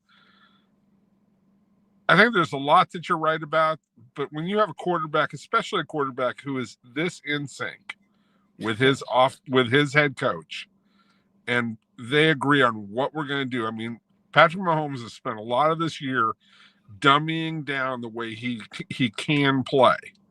Right? He can play much more aggressively if he wanted to put up some stats. But he's playing to win games. And I give him a lot of credit for the style in which he's played this season. Would you go this far in saying if they win this Super Bowl, the Chiefs, best play calling head coach and quarterback combo? And I'm still with Walsh and Montana. Okay, those two. But would you not say that with the cap era, with the changing of the rosters, with so many more different dynamics in today's NFL, where then again, that Niner roster was changed over many times because there's only 4 guys with 4 rings in the history of that franchise. Keena Turner, a couple other guys, Ronnie Lott, Montana. I get it. There's not very many guys like that. They turn that roster over a lot, but still, would you not put that into conversation? And I know he's a product of Holmgren, who was a product of Walsh, and it goes back to the West Coast offense. So, but would you put them in that conversation? Yeah, I would put them in the conversation. I put McDaniels and Brady in the conversation, including Belichick in that. I would put Joe Gibbs in the conversation with several quarterbacks in the way that they designed their offense and ran their offense. So there's a fair number, but you were talking about a short list of some of the greatest, certainly in coaching and usually with a great quarterback next to him. You're not talking. There's no straps in there. Let's just put it that way. Saquon Barkley, have you ever seen anything like this where a guy who was basically kicked out the door by Joe Schoen and John Mayer, who has to just be in, I've told you numerous times, and you know this, I knew Wellington Mayer very well. He's got to be rolling in his grave watching something like this. Seeing a guy that was one of the great faces of the franchise in New York with the Giants and seeing what's going on here. It just seems every time he gets the football, Jason, he's like a grand slam hitter, and he hits his head on the goalpost almost every single time. I can't think of a guy, maybe back in the day when Peyton was in his heyday, no minus yardage. A free agent, he jumps in like that and transforms the Eagles from a nightmare of a year ago. Have you ever seen anything like this? Well, Terrell Davis. Yeah. If you want to talk about a guy out of nowhere now, because remember, he was a 6th-round pick. Yep. Comes in, gets 11. And he was a fullback, at Georgia. They never used him there. No one knew what he was. Right. Now that's a little bit more of the kind of classic Cinderella story. Saquon, everybody could see this guy's super talented, and his career was getting wasted in New York. I will say this: what pick do the Giants have right now? Number 3? I think they're 3rd. Yeah. Think about this. This is an interesting question. If they had kept Saquon, right, and say Saquon had helped them win 2 more games, and all of a sudden they're picking 11, right? If they pick 11 and they take number 11 and number 3 to try and get up to get a quarterback, is that enough? No, because Barkley wouldn't look like he does right now. He would still be Barkley, New York. Right, but so here's kind of my point, right? Like, say they had paid him, now they're looking for a quarterback. No. Like, they don't have a whole lot of other assets to trade. No. So, I'm not saying that this is the best justification in the world, but if you're going to, if you're going to lay down and know that you're going to be bad for a year or two, this might not be the worst time in the world to do it. You got to get the quarterback. Now, unfortunately, I don't think there's a quarterback in the draft worth taking in the top 10. I agree. Yeah, even my Miami guy, I don't see it. I just don't. Yeah, no, the UM kid, guy I respect, put a 3rd-round grade on him, said, hey, look, he's a nice player. He's going to go in the 1st round, but he's a 3rd-rounder to me. And he said, the Sanders kid is a 2nd-rounder. He's going to go in the 1st. That's the way it is. And there'll be 2 more who go in the 1st. Yeah. they shouldn't go in the first, but they're going to go in the first. I agree. And so, yeah, so I don't know if it's interesting what the strategy play is at quarterback, especially everybody's talking about, oh, wait for Arch Manning next year. I don't think Arch Manning's coming out early. Yeah, no. I think Arch Manning's going to play 2 more years. You're not going to see Arch Manning until the 2027 draft, is my belief. I completely agree with you. Do you think in this game, in 9 days, I said this, do you agree or not? I don't believe that the Eagle defense is going to stop Kansas City's offense. You're going to have to prove it to me because I've not seen anybody do it. They're on a hell of a run, aren't they? Man, I just don't see. I don't care if they're number one. You're going to have to prove to me in a game like that you can stop that coach and that quarterback and that tight end. When Zach Ertz got 11 catches last week and ate up the middle of that secondary for the Eagles. And I know they were behind, so those numbers are a little skewed. But on the other hand, Jace, I don't believe the Kansas City Chiefs defense is going to stop that old line in Barkley. You're going to have to prove to me. I saw 18 weeks of them rolling people over, and the most physical football team I've seen since the Cowboy line and Emmett's line, they're mauling people. I think this is going to come down to those two sides of the ball. Like the Chiefs, let's put it this way. The Eagles have more of an advantage of their defensive line against the Chiefs' offensive line than the Chiefs have against the Eagles' offensive line, certainly, right? Like you give the advantage to the Eagles on both sides. But the Chiefs can play up front on defense. Like they can, Chris Jones can cause you problems, right? Look what he did last year in the Super Bowl in the 5th quarter. I mean, he wrecked the game and gave the ball and got the ball turned over to Kansas City, and they won it. Yes. So I just think it to me, it's a really interesting matchup. I think that Philly's going to get their yards. Yep. But as I said at the beginning, they got to get some explosive plays that flip the game into a let's play fast break. Like it's to the advantage of the Eagles to play in a fast break game because it plays to the advantage of their offense. They've got a better big play offense. It also plays to the strength of their defense. And it is not the way that Kansas City wants to play the game. They don't want to play at a high speed. All right. They want to slow this game down. And so to me, the Eagles really need to do everything they can to push this pace early in the game. I wrote these 5 names down, Jason. Here are my 5 best quarterbacks that have ever played in the Super Bowl. Okay. Number 1, Brady. Number 2, Montana. Number 3, Bradshaw. Number 4, Mahomes. And number 5, Elway. It's the 5 best Super Bowl quarterbacks of all time. Yeah. And you're going Brady, Montana, Mahomes? No. Brady, Montana, Bradshaw, Mahomes, and Elway. Yeah, but Bradshaw didn't do anything for the first 2 games that he played in. I mean, neither did Brady.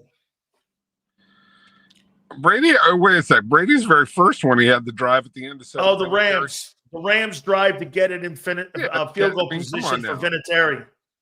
Yeah, the other thing is Brady's got 7 of them. Literally, what did Bradshaw throw? 12 passes or 16 passes in one of those games. And he was more of a factor in the back end of that dynasty because if you remember, he threw for over 300 yards against the Rams, but that was at the back end because the front end, they were more of a Franco and defensive football team in the first 2 wins, and he was more the one in the second, the other 2 like 3 and 4. So still, you're the rules have changed. It allows Swan and Stallworth to be more factors. I mean, they changed the blocking rules and the check rules by the end of their dynasty. So things are very, very different. Mahomes is a better player. Mahomes has been better in the Super Bowl. Mahomes has been a better player in the Super Bowl than Bradshaw. Bradshaw has some big throws, no question about it. And there's a reason he's got 4 rings. But if you're asking me to rate it, I put Mahomes ahead of him. I would go, to me, it goes Brady, then Montana, then Mahomes.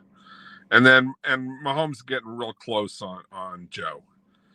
He hasn't had a John Taylor throw and some of those things that Joe did in the Super Bowl, but it's getting awful close. I think Montana played better in the Super Bowls than Brady and Mahomes. It's arguable. I think that there's a lot can be said for that.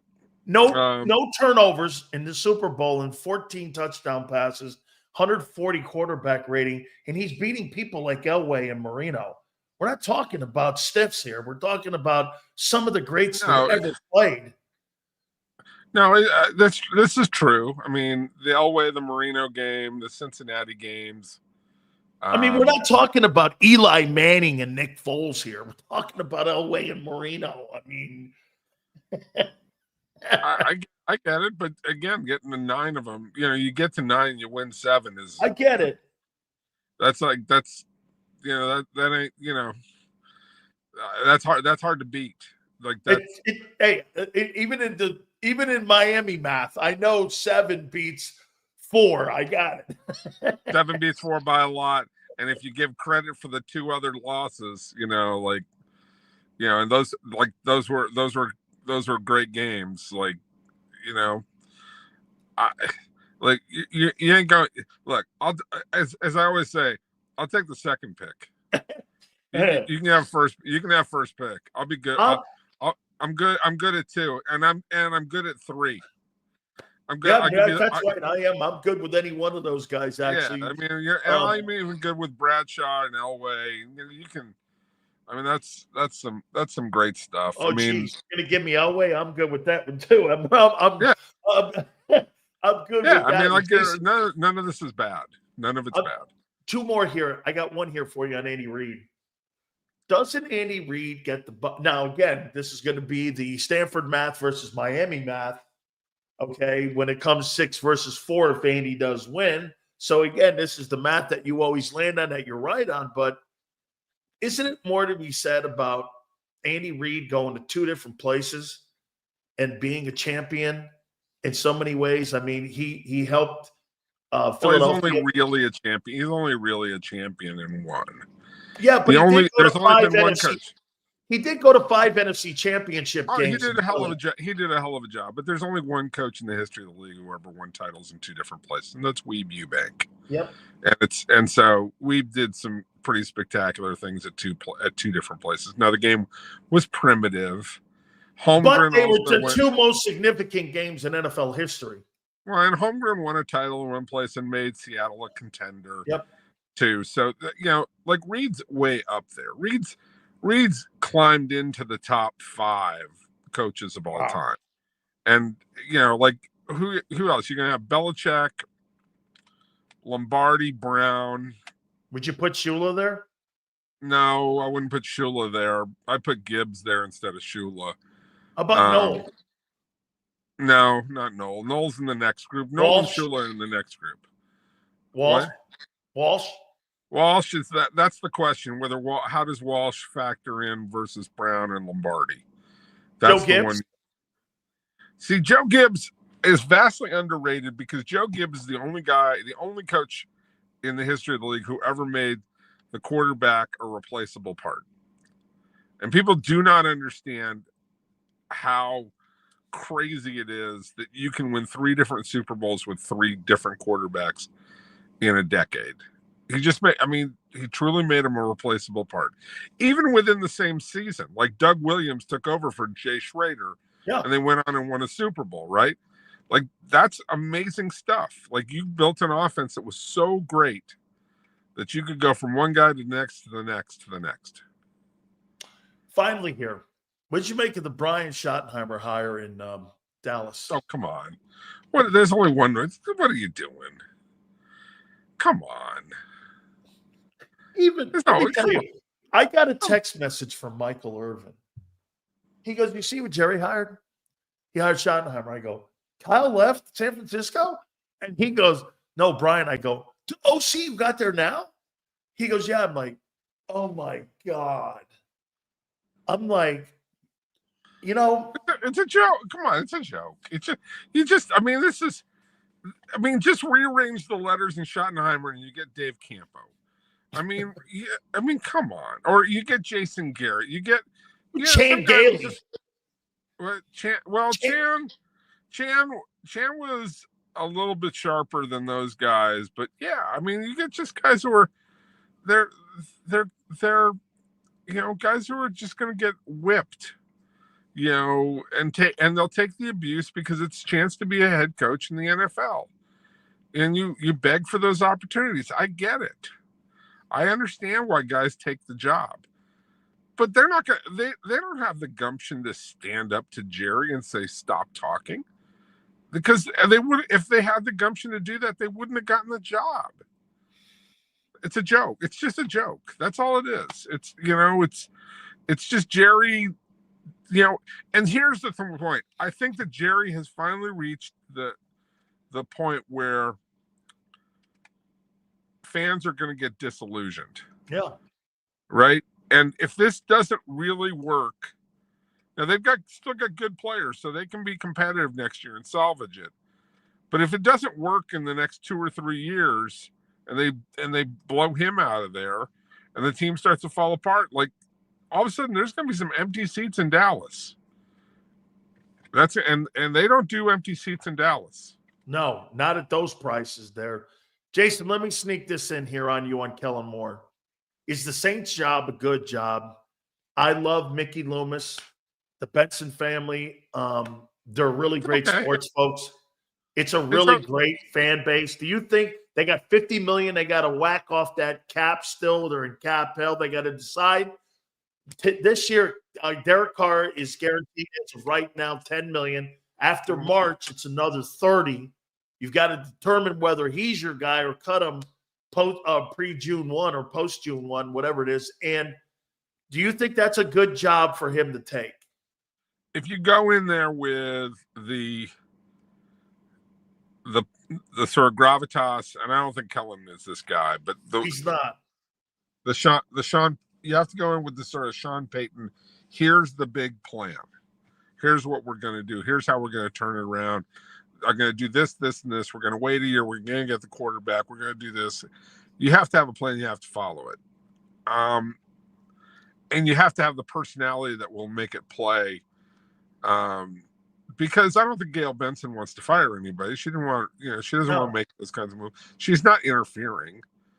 And Mickey wants it to work because Mickey wants to ride out the rest of his career, with a good team, and he doesn't want it to splash on him, right? So you have people who are not going to interfere with you.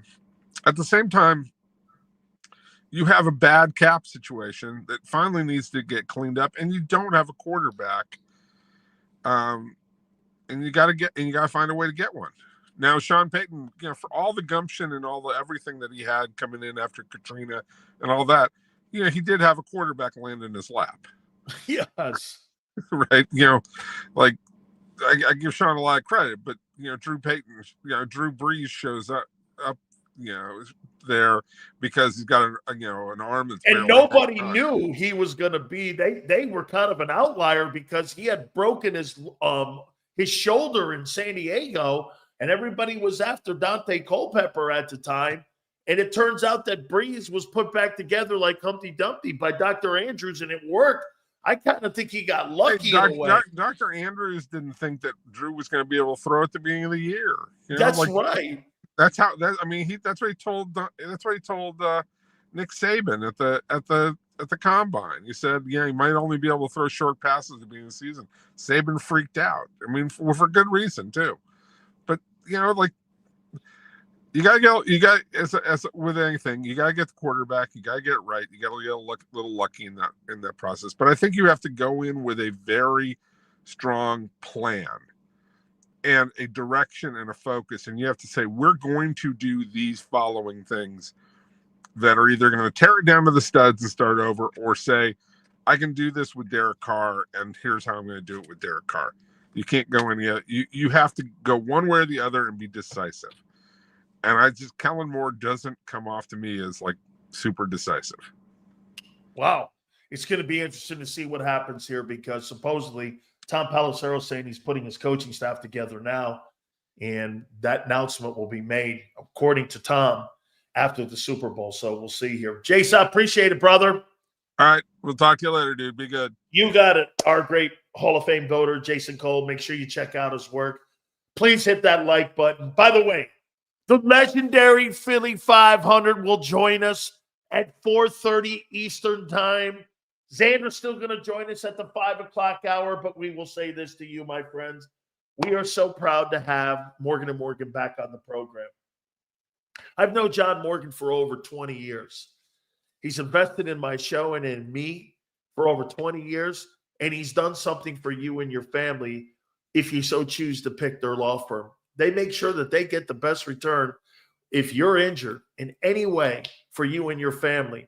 Their resume speaks for themselves. Again, with over $20 billion recovered for clients, Morgan & Morgan, like I said, the track record speaks for itself.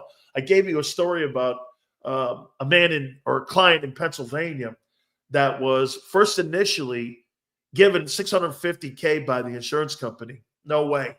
Morgan & Morgan rolled back in there and got that guy $26 million. Or here's another one here. Somebody offered $350,000 an insurance company. Morgan & Morgan and his team went in there in Florida with a client, and they got that guy $12 million.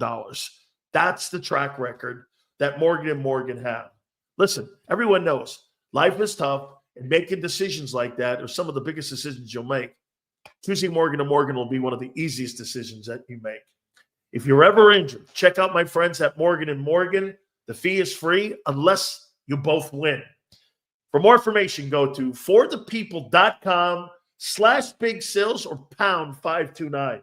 That's forthepeople.com/big sales or pound law 529. And do me a favor, you tell them Big Sales sent you. This is Eric. When he got injured in a car accident, he called Morgan & Morgan.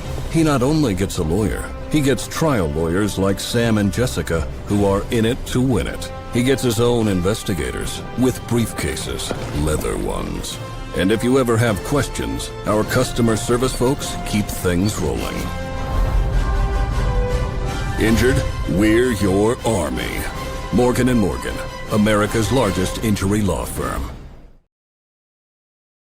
If you missed any of today's show on the JAKIB Media channel, listen to the podcast on your way home. Available on YouTube, Apple, and Spotify. Ignite your nights with free live entertainment daily, only at Live Casino and Hotel Philadelphia's Center Bar. 7 days a week, enjoy some of the region's top party bands, performers, and DJs as they take the stage in the heart of the casino action. Great cocktails, live music, and lively moments. It's all happening at Center Bar at Live Casino and Hotel Philadelphia. Visit livecasinophilly.com for more details and the complete list of upcoming events. Must be 21 or older. Gambling problem? Call 1-800-GAMBLER. The following is a real testimonial from the father of a young injured victim. I didn't think she was going to make it. Major Perry's daughter was the victim of a horrific accident caused by someone else's negligence. If you don't find the right counselor, law firm that you're looking for, you will get lost in the wilderness. Badly injured? Call the Fritz and Bianculli Law Firm at 215-458-2222 and find out why they say, "We got this." In our hometown, we all look out for each other. We step up to keep our communities going strong. And at Independence Blue Cross, we're here to keep you going strong as the #1 health insurer in the region. No IBX is always looking out for you.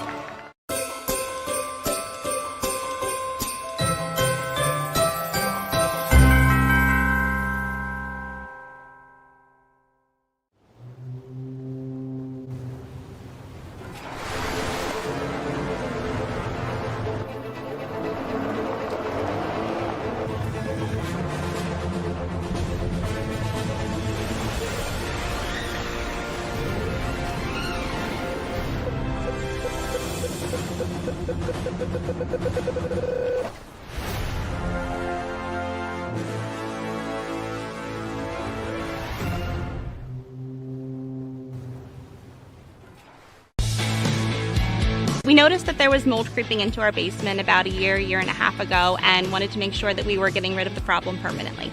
We actually reached out to several different contractors to get it resolved, and actually 2 of them recommended DryTech to us as a long-term solution. Other than the noise factor, we wouldn't even know that there was work being done on the basement level. It's really been a clean process for us. Score and save this football season on your car insurance. Before the next game, save up to 40% on your auto insurance policy. That's right, 40% savings. Call an Audible this season and contact the Del Val Insurance Group. They're an advocate for you, not an insurance company. That means they'll get you the right coverage and save you up to 40%. Call managing partners Fran or Jim of Del Val Insurance, 215-354-0122, or score and save at dvigi.com. dvigi.com. EAGLES. Eagles.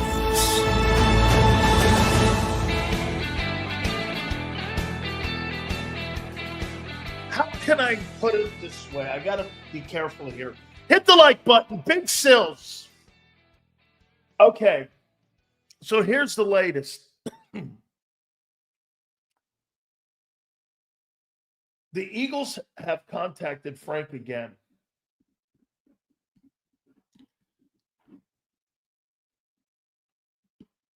Preliminary talks.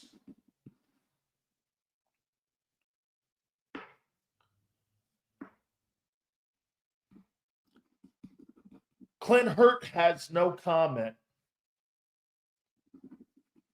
He goes, come on, I'm preparing for a Super Bowl. Then he gave me a smiley face.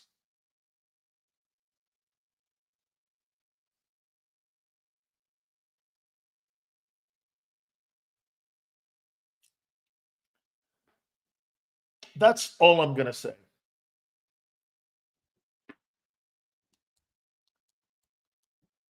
That's all I'll say.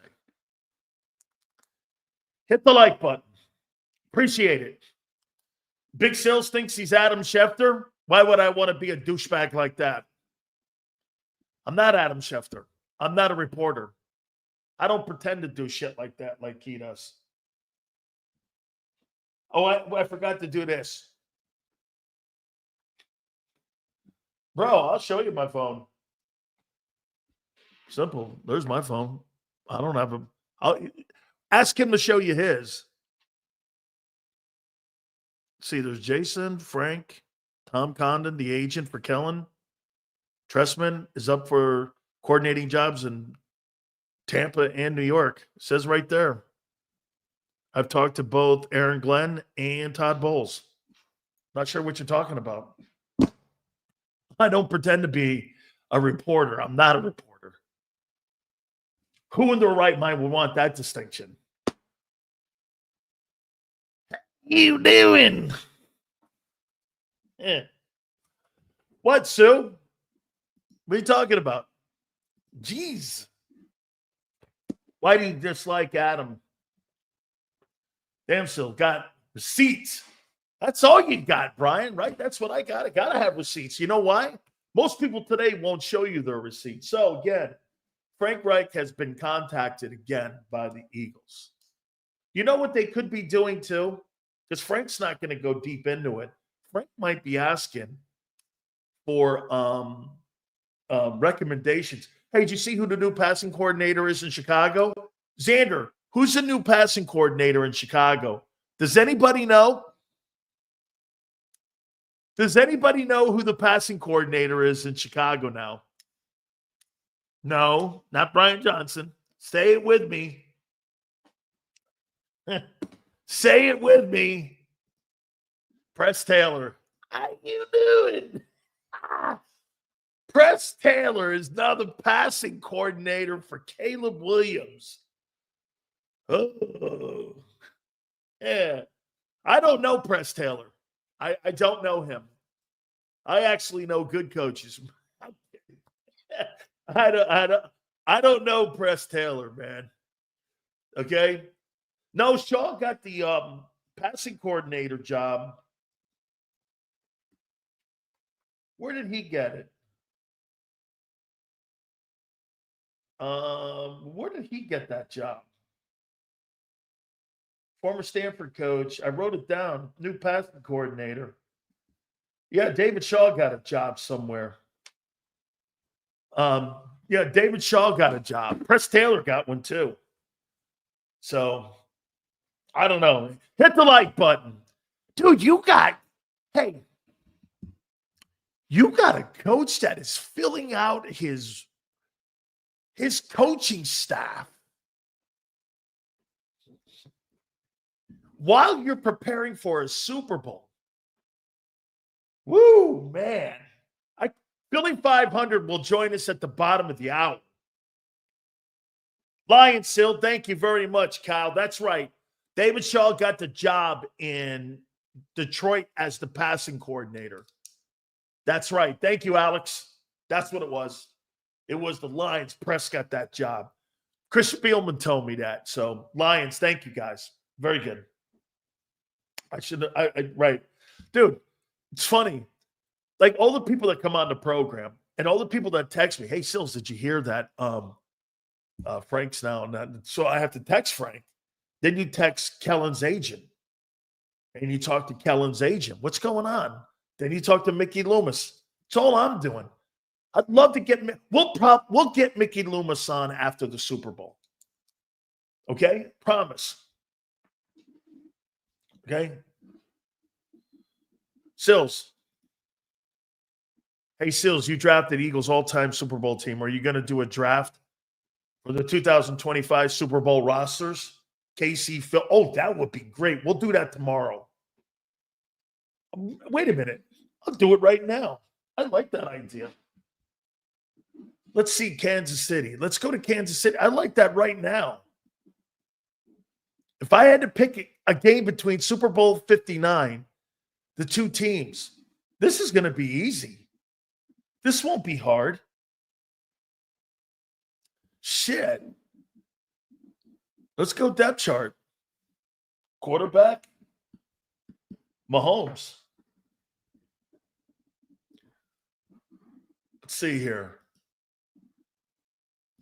Running back, Barkley. Wide receiver 1, AJ. Wide receiver 2, Devontae. Wide receiver 3, Juju. It ain't Watson. KC, Philly, KC. Tight end, Kelsey. This might be a little closer than I think. This might be closer. Left tackle. Dude, too bad Tooney. Joe. Mulata. Philly. Left guard. Dickerson. Philly. Center. Humphrey. KC. Right guard. Becton. Oh, no. Trey Smith. KC. And right tackle, Lane. So what did it come out to? 1, 2, 3, 4, 5, 6, 5. Huh. Kansas City's got better players than I thought. So Philly has 6 guys of the 11. Wow. Kansas City gets the center, the right guard, the tight end, wide receiver 3, and a quarterback. Huh. Interesting. Let's go defense.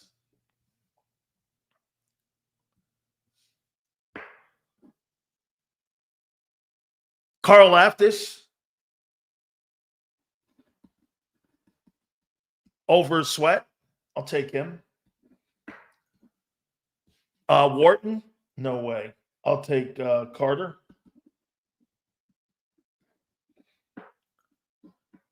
Chris Jones.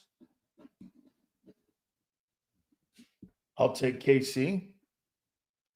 And Dana, I'll take Sweat. Philly. Linebackers. Drew Tranquil. No way. No way. Vaughn. Philly. Let's see here. Leo Chanel. Or no, Nick Bolton. I'll take Bolton over Oren Burks. Left cornerback. Trent McDuffie over Q, for sure.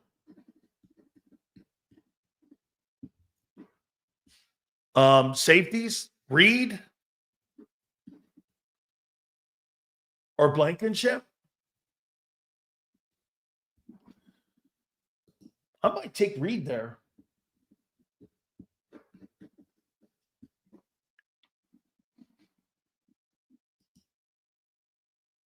Watson, CJ, I'll take CJ. And I'll take Slay. 1, 2, 3, 4, 5, 6. Again, 6'5". That roster's closer than I thought. The roster's closer than I thought. Okay? And Kansas City has the two best players on both units. Chris Jones and Mahomes. And then the coaching. Interesting. Okay. Still that old line, though, man. They got two guys. That kid is good, man. That kid Smith is a good ball player. Okay? 6'5", 6'5". On both sides. Like it. They're better than you. They got good ball players. You know, it's funny when somebody goes, Sills, what do you make of the rosters against the I think the Eagles. And they're like, you know, the wide receivers 1 and 2. But you're always going to get beat on 3. And you're always going to get beat on a tight end because the tight end, whether he's – I'll tell you this.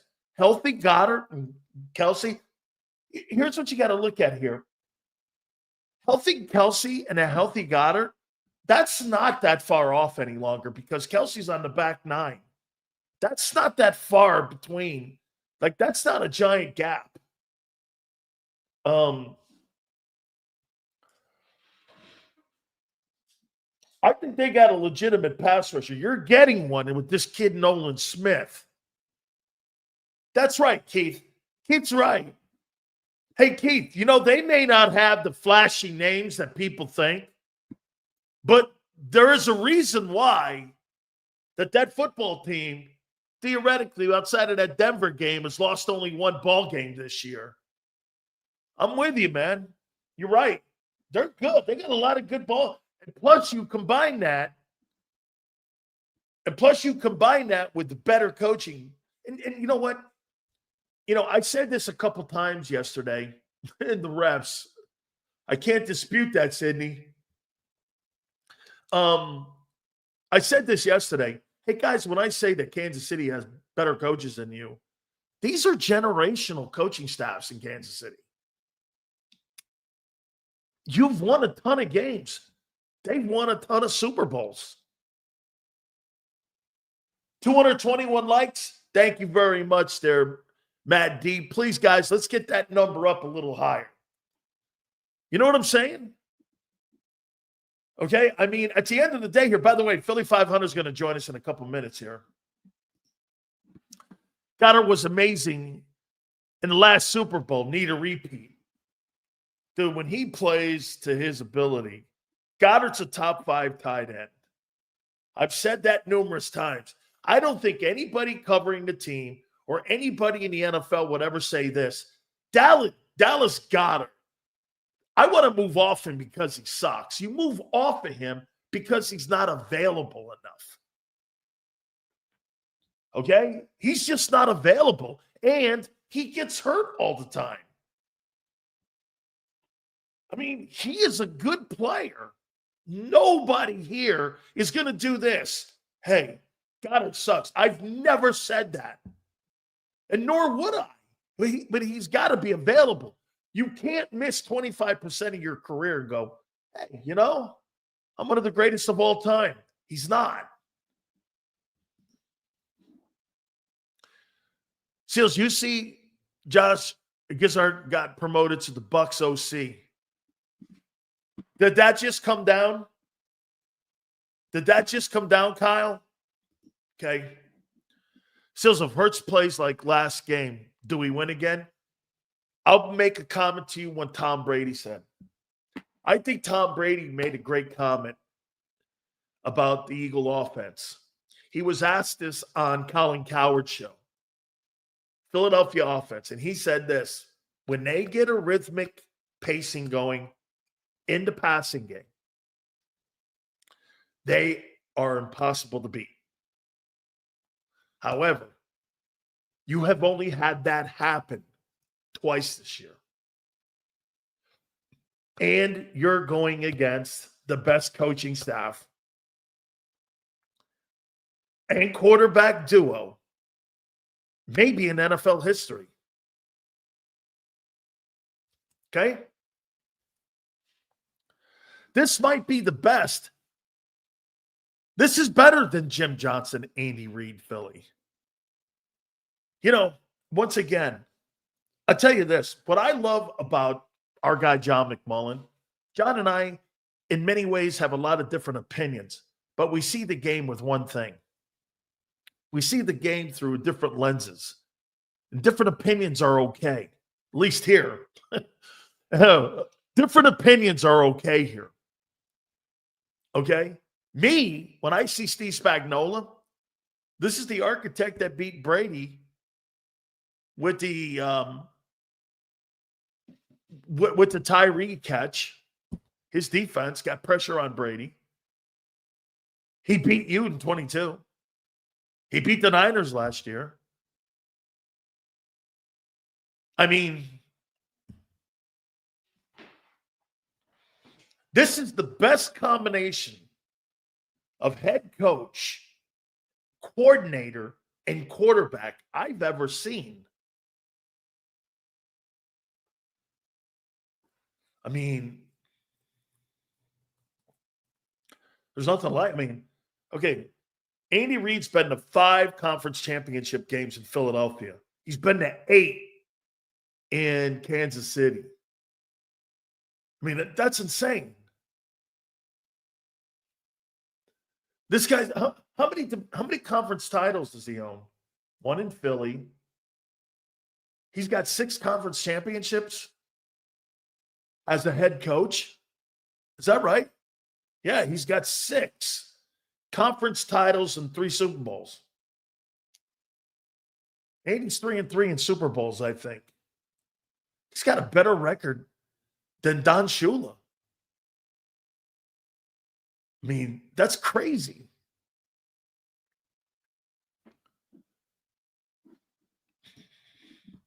It helps when the NFL rigs it for Kansas City.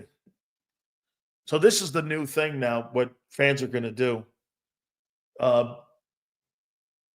Patriots cheated, Kansas City cheats. You see any theme here?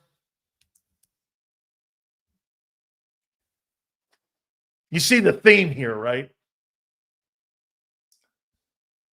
Patriots cheat, Kansas City cheats. Funny. Those are the 2 best dynasties in the last 25 years in football. And all people can do is say the Patriots cheated with deflated footballs and Kansas City gets the calls. So that's what we're talking about here, right? Okay. It's just funny. Hey, Yale, right? It's funny how people pick on the winningest teams and they come up Spygate. Oh, yeah, Spygate. Doesn't it ever wonder why after all of those things ever happened, Deflategate and Spygate, The Patriots went on to win more Super Bowls after all those bullshit comments that people had. With all the penalties and fines that they had, they still won Super Bowls after, and it didn't fucking matter. How can you make things like that up and make it sound anything with intelligence? Anybody who believes that has no intelligence. Do great players get favorable calls? Name a sport that doesn't happen. Name a sport that doesn't happen. Did Michael Jordan get calls? Yes. By the way, Philly 500 is going to join us. Okay?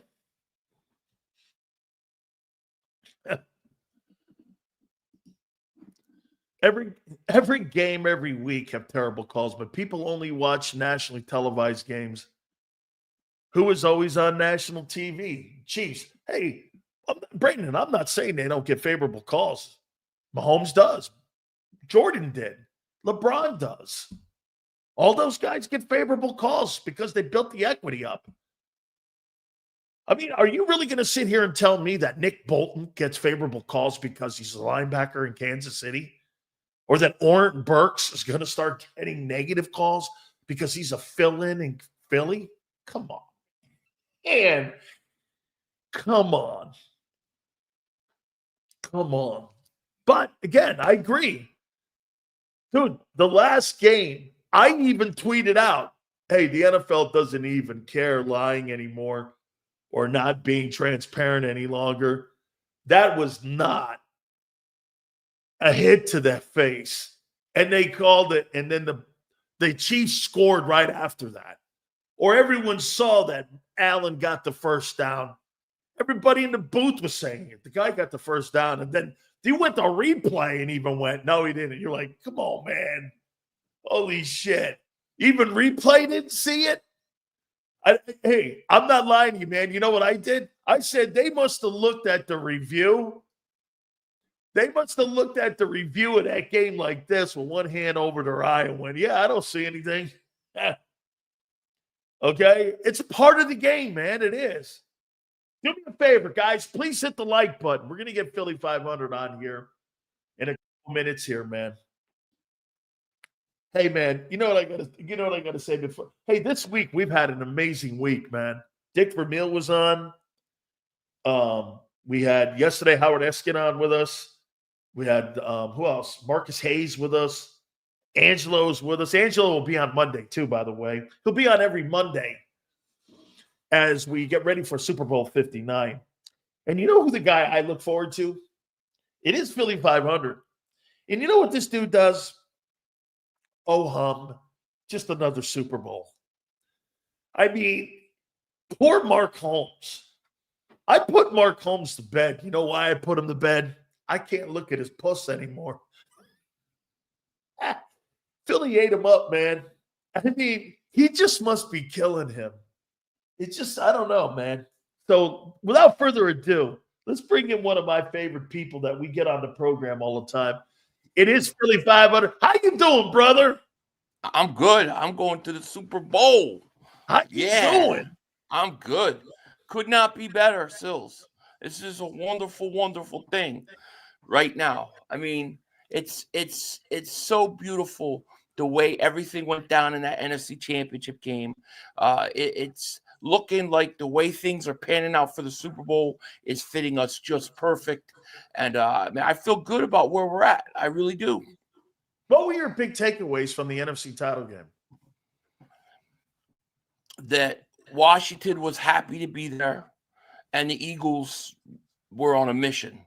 Two totally different teams and two totally different points in their development. If you look at that first play, to me, Washington missed all those tackles. I was like, that team's just happy to be there. I knew right then we were going to beat their ass. Secondly, I think Saquon might be the biggest.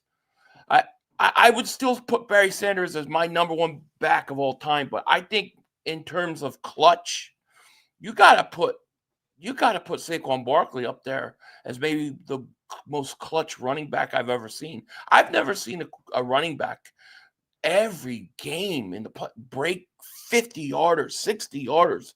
It's unbelievable. And then, of course, Jalen Hurts. Jalen Hurts did what I believe he can do. When he has to go out and throw, and I've been saying this on your show all year, when he has to go make the plays, he does it. He's a winner.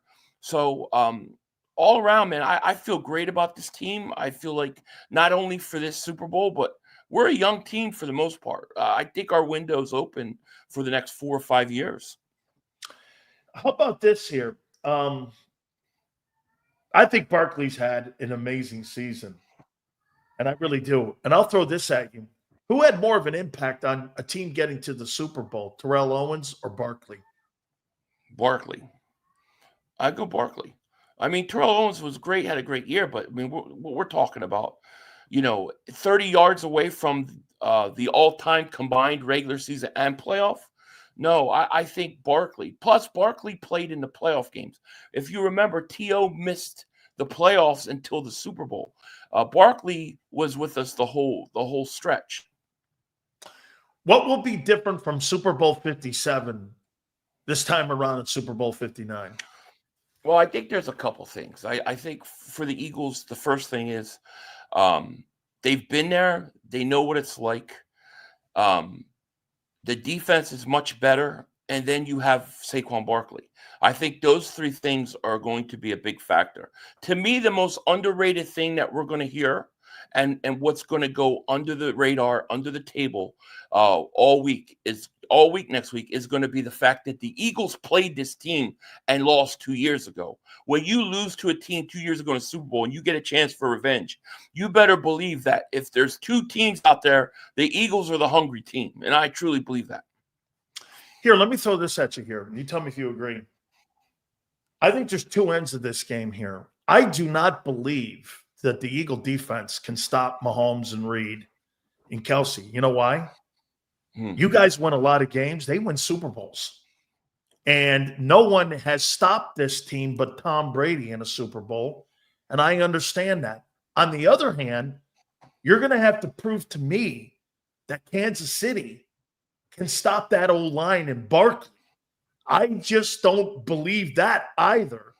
I mean, two things can be true here because you can make all the comments you want about, this on defense and you're better on but that's irrelevant to maybe the greatest coaching quarterback combo of all time.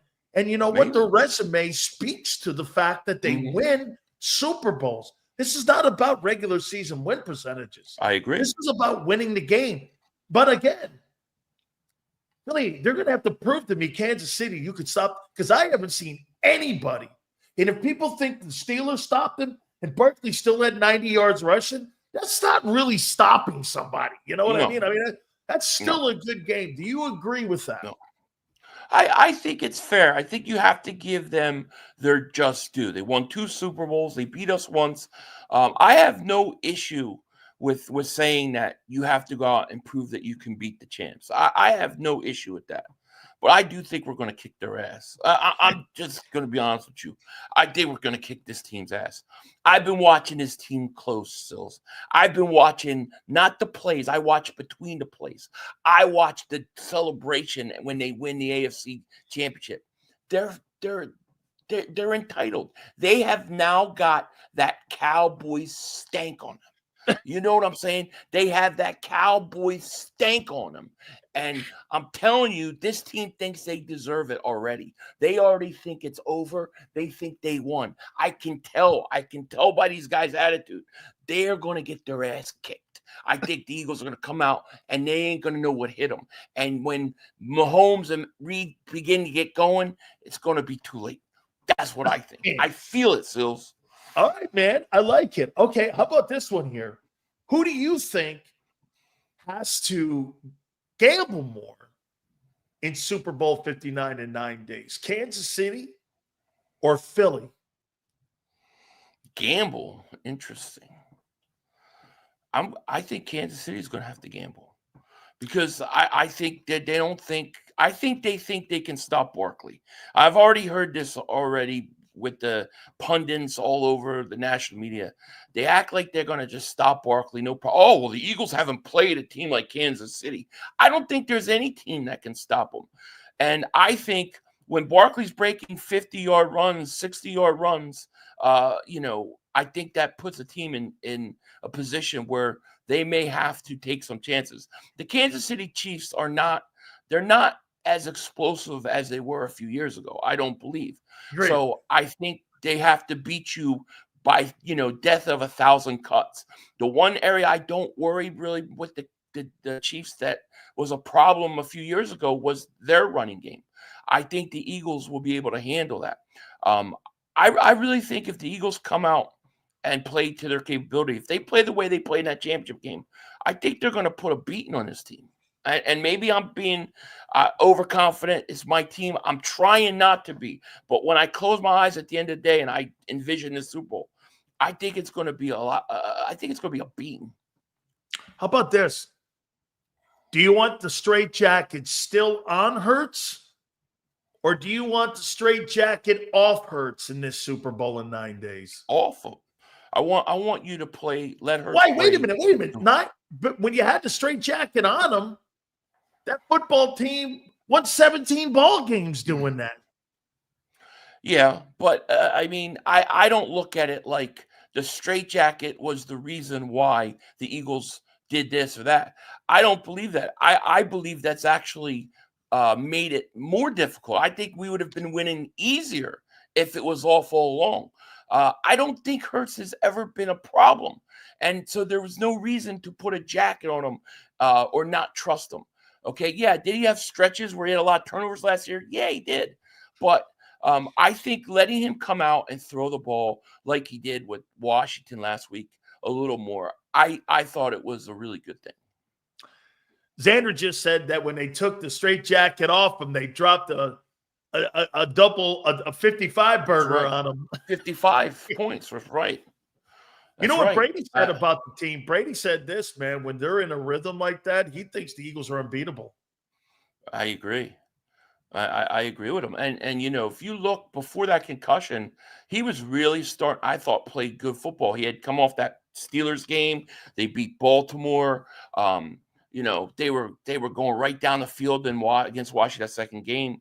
And to me, I think having him come out and throw early on and complete passes like that, I think it's a big thing for the Eagles because it's like one more element that the defense has to worry about.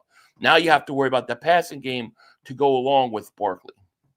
Okay, Philly, I gave these guys some intel today, and I'm going to throw all of this out, and then I want you to respond. So, Tom Pelissero has stated and posted that Kellen Moore is starting to fill his coaching staff out to become the new head football coach of the New Orleans Saints. I reached out to Frank Reich. Frank Reich said that the Eagles have contacted him for a second time to potentially become the offensive coordinator. Now, they may elevate Nussmeier, but also that Clint Hurt potentially is in line to be the defensive coordinator in New Orleans. So just some of your thoughts here again on here we are again. Now, coaches can't contact or say anything, but agents can. And that's kind of where this stuff is starting to come out, where, again, here we are again, Jonathan Gannon and Shane Steichen like you had in Super Bowl 56. What's your take on this? Well, it's like when the league can't beat us on the field, they have to go after our coordinators and coaches because every time this team gets to the Super Bowl, we lose a coordinator. So it's very frustrating. But I'm actually more upset about Hurts, possibly. Clinton Hurts going, I want that defensive line coach there. I don't want to lose him. I don't want to lose any of those guys. So that would suck. But what are you going to do? There's nothing you can do about it. Hopefully that's not the case. Hopefully New Orleans decides to go another way. I would like Kellen Moore back because I want continuity. But I don't think it's the end of the world if we lose him, to be honest with you. And if it's Frank Reich, well, then, we'll make it work. How about this, though? Here's why I like Frank. Frank's not going to get another head coaching job. Right. And you got Vic Fangio on that side of the ball. He ain't getting another head coaching job at 67 years old. You might have continuity in there for the next 4 or 5 years. Nick and Frank are best friends. They're best friends. He contacts them weekly on advice on what to do. I mean, they're in constant communication. This would stop that conveyor belt because now, do you understand that this is going to be the 5th coordinator, the 9th coordinator in 9 years of playing for Jalen Hurts? I mean, don't you want to stop that conveyor belt? I do. I mean, I do on some level. I like it because of that. But I mean, I think Frank Reich's a good coach, and I think he did a great job as offensive coordinator with us. How will Hurts' style of play work with his offense? That would be my question. But I mean, it's not something I'll be disappointed in. I mean, I can deal with it. But why did it bother our coach? Like, Kansas City's in the Super Bowl every year. They keep all their coaches. How the hell do we lose every time we go to the Super Bowl? They take our offense. Sills, every time it's our offensive coordinator. Really? Why isn't anybody contacting Steve Spagnuolo? The guy's got 4 wins. I know. Why can't you go hire him, New Orleans? What are you bothering us for? So, I mean, it's just like, it's frustrating. I know that when you go to the Super Bowl, they teams like to pluck your coaches, but it always seems like it's our offensive coordinator, and it always seems like it's every time we go to Super Bowl. And then you get the Chiefs. They don't ever seem to lose any coaches. Couple more here for you, brother. Do you think the refs issue is an issue? Yeah. You think Kansas City I gets think it's a major issue? You think KC? No, well, here's my spin. You tell me. I don't think it's Kansas City that gets the calls. I think it's Mahomes that gets the calls. And I think he gets a preferential treatment because he gets like the Michael Jordan rules. LeBron gets calls. Every superstar in every sport gets the calls. I mean, we saw Brady a couple years ago get calls. No, I get that. I mean, I get that. But, man, still, there are some calls that are just they were atrocious last week. There were insane calls. Like it almost looks like they throw the flag down at times so that if something doesn't go right with the play, they can make a call. See, my biggest fear in this game is that the Eagles were up 3 late in the 4th quarter, right? They hand it off to Barkley, breaks a 70-yard run, touchdown, going to ice the game, and then here comes the holding call, the phantom holding call. Like, that's what I worry about. I do worry about the refs. I think it's gotten out of hand. Like, I understand, okay, certain guys get calls, but some of the calls that you see are like ridiculous. When do they? I think we went through this whole playoffs.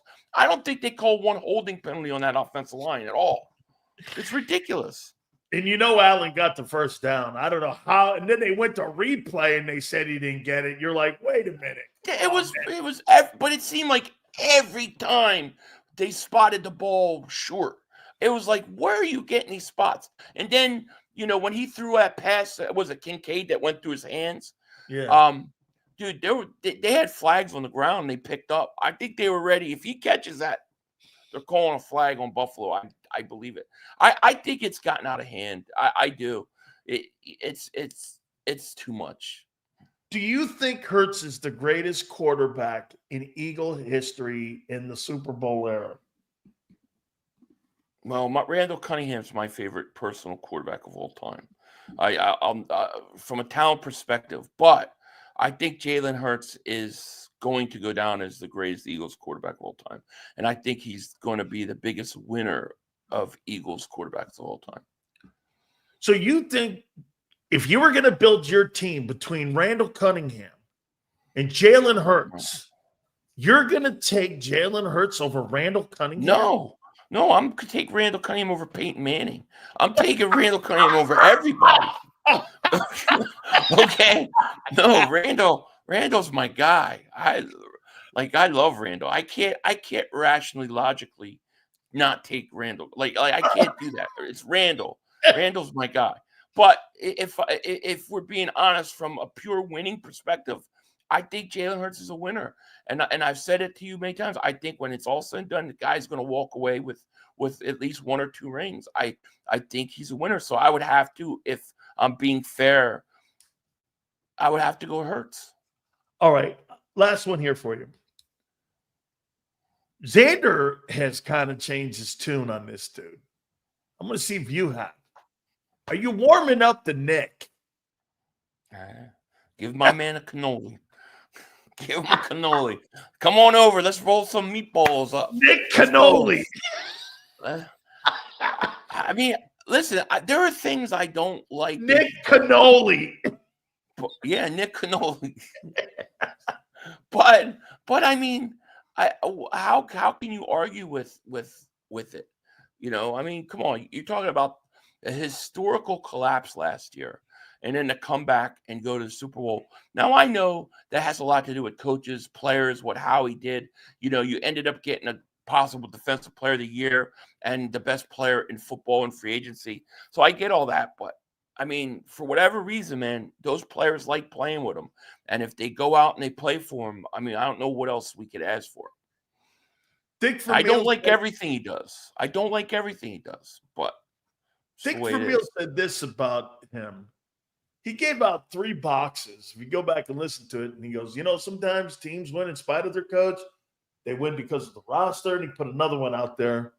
And me, of course, you know me, I like to light trash cans on fire. I put him in the room in the box that said that team wins in spite of him.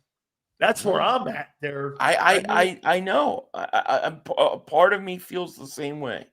And then I look at the players and the way that they react to him, and I say, you know, there's something I must be missing because it works. It works. So what are you going to do? You got to give him his credit. And you got to give him his flowers. I don't know what else to do, especially if he goes and wins, you know?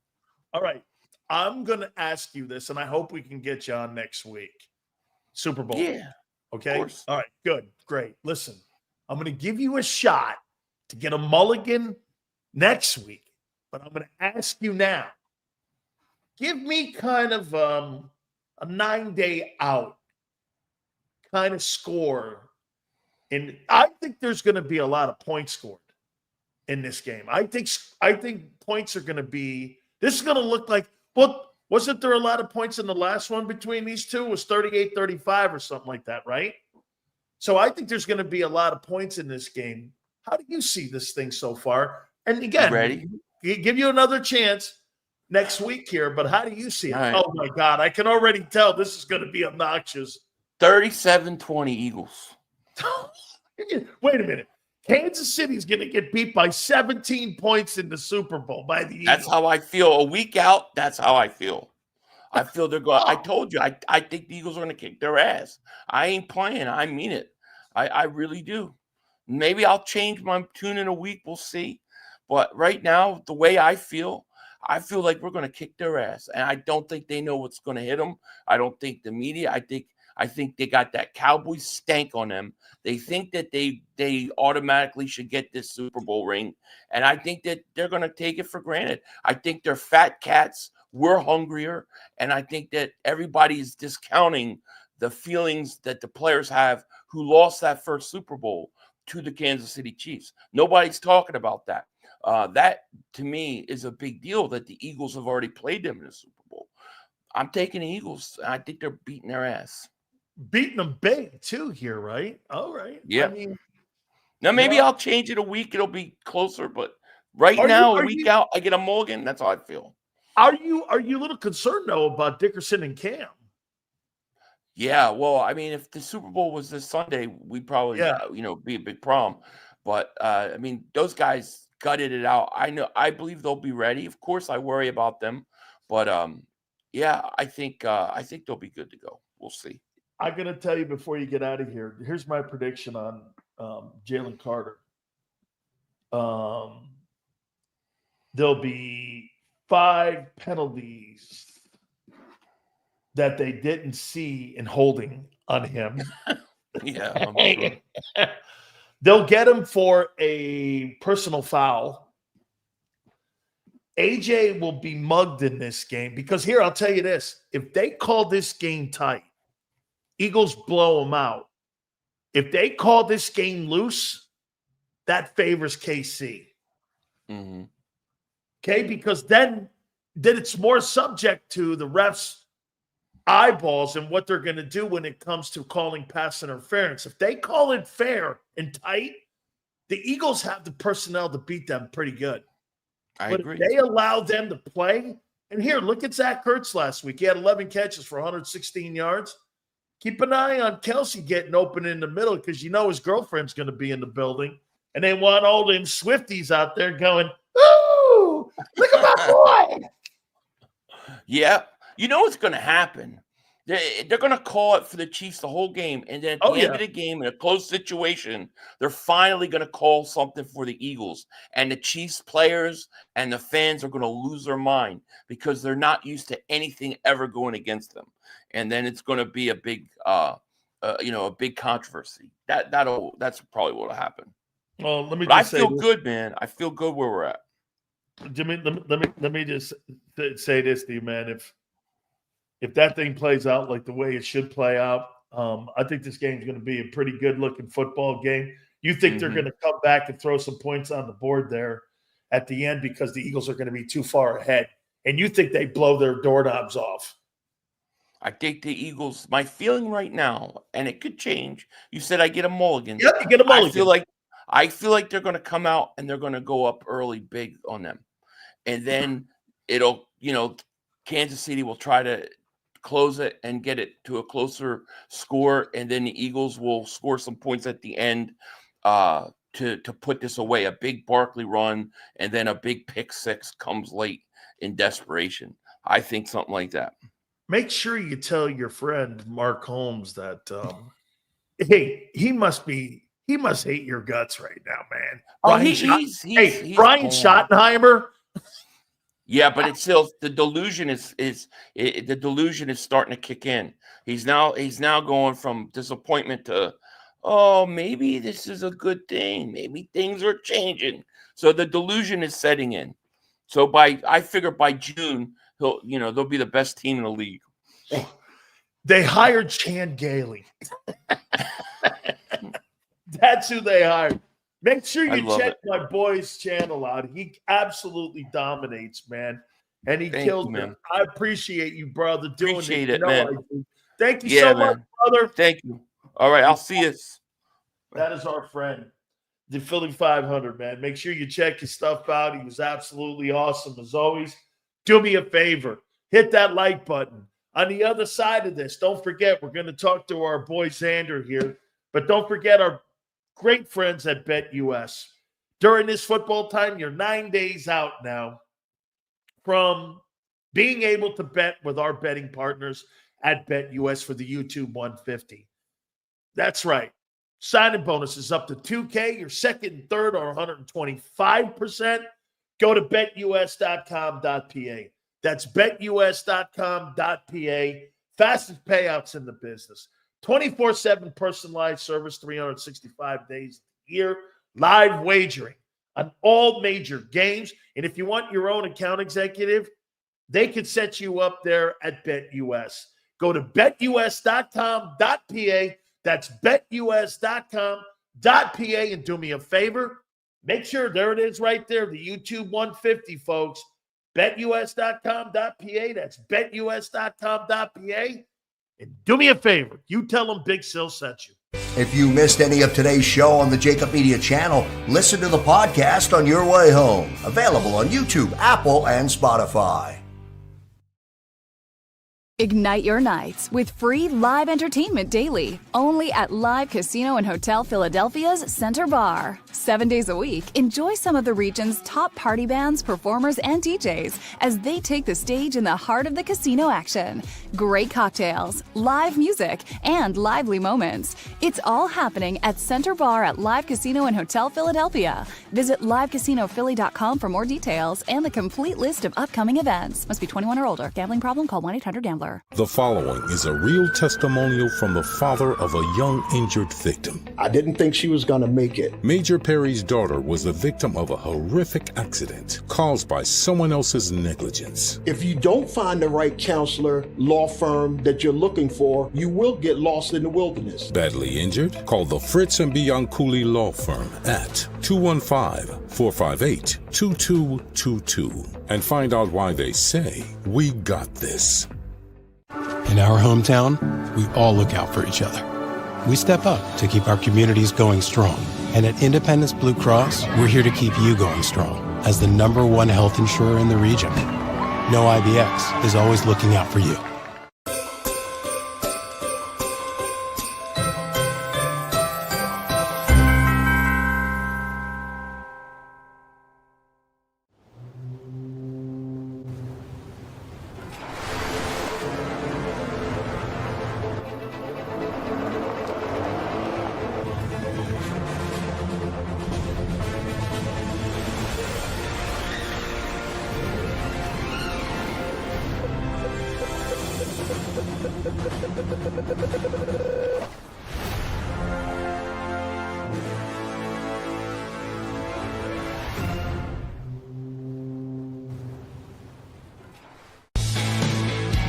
We noticed that there was mold creeping into our basement about a year and a half ago, and wanted to make sure that we were getting rid of the problem permanently. We actually reached out to several different contractors to get it resolved, and actually 2 of them recommended DryTech to us as a long-term solution. Other than the noise factor, we wouldn't even know that there was work being done on the basement level. It's really been a clean process for us. Score and save this football season on your car insurance. Before the next game, save up to 40% on your auto insurance policy. That's right, 40% savings. Call an audible this season and contact the Del Val Insurance Group. They're an advocate for you, not an insurance company. That means they'll get you the right coverage and save you up to 40%. Call managing partners Fran or Jim of Del Val Insurance, 215-354-0122, or score and save at dvigi.com. dvigi.com. EAGLES, Eagles.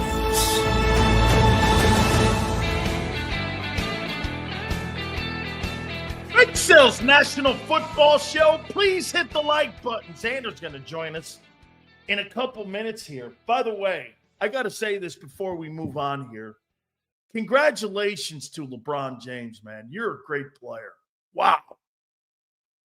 You are without a doubt one of the greatest athletes of all time.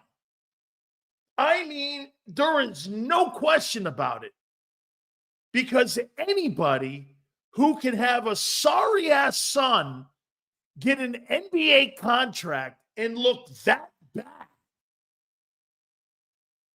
and get him an NBA contract, dude, you're the GOAT. Because that kid sucks. I mean, that's how great LeBron is. LeBron is so good, his kid sucks, and he still played in the NBA. Holy shit. Is that one of the greatest of all time? I mean, you can't shake a stick at it. Bronny's sucking so bad as much as he does. LeBron's greatness is on display. I've never seen anybody get so. Hey, that means this guy can get anybody a gig in the NBA he wants. If his kid can play, anybody can play. Holy shit, does this kid blow out loud?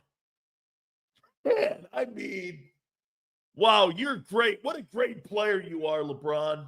I've never seen anything like it. Sills, if Saquon has 1,500 yards next year, does he enter Hall of Fame talks? Yeah. If he comes back next year and has a psychotic year next year too, 15, 16, 1,700 yards, absolutely. Yeah. Yeah, absolutely. Because right now he's only had one great year on his resume. There's only one great year there. He doesn't have. He has one other year that's pretty good in there. I think it's 1,300 yards. But Josh Jacobs had better years. Multiple better years than he has. Barkley's career, Barkley's more talented than Josh. Josh has had a better resume. Okay? So, I mean, that's the way it is. Rookie year was good, Jack. Yeah, it was. He had a bunch of catches that year, too. But really, it was underwhelming in New York, and it's not his fault. You're not going to get to the Hall of Fame with shitty numbers. There's 20 guys. He's like 67th all time in rushing. And what is he, 27?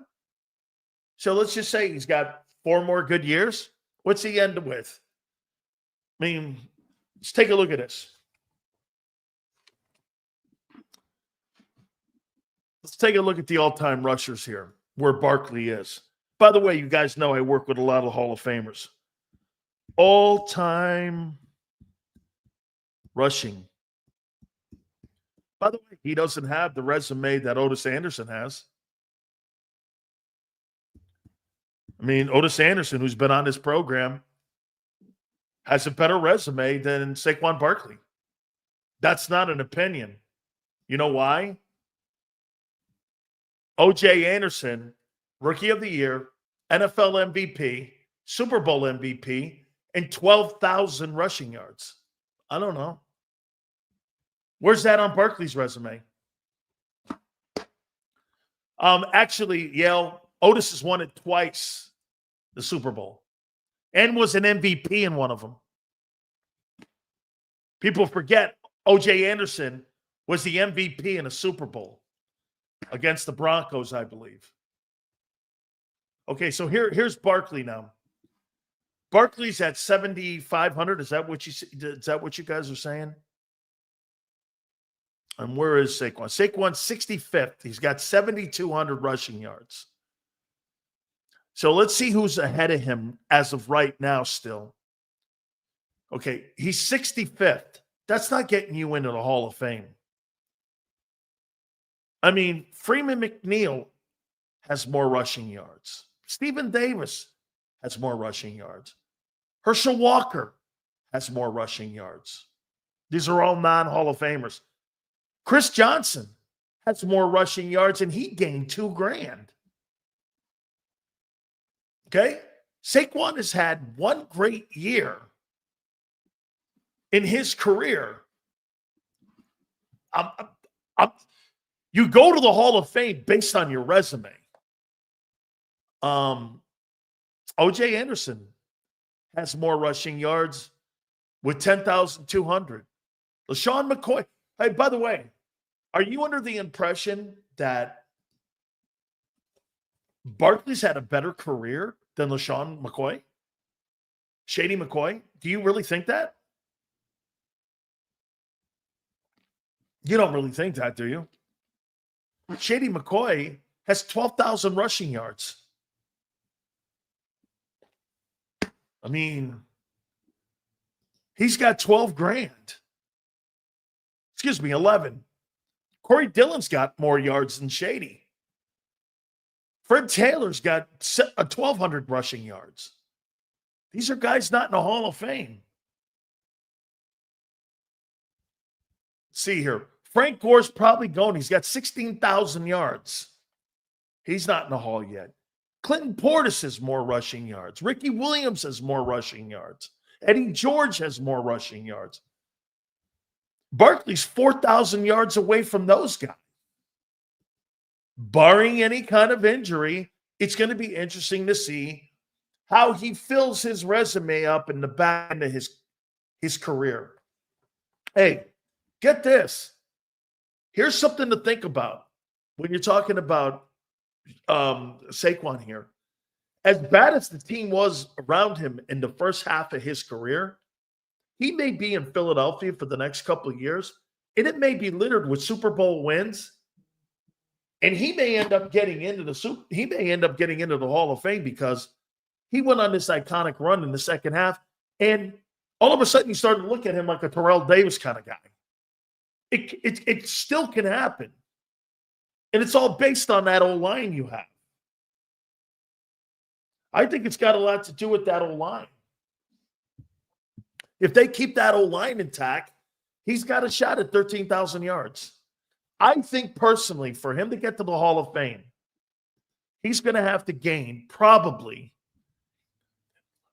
another 6,000 yards for him to get to the Hall of Fame. He's at 7,200 now. He'll need another 6,000. There's too many good football players that are ahead of him that have better resumes. Get this. So you're going to try to tell me a guy at 27 years of age is going to have, he's going to get 6,000 more yards in the next, how many years? 4? Okay, I don't believe that. I think let's take a look at Saquon Barkley's career.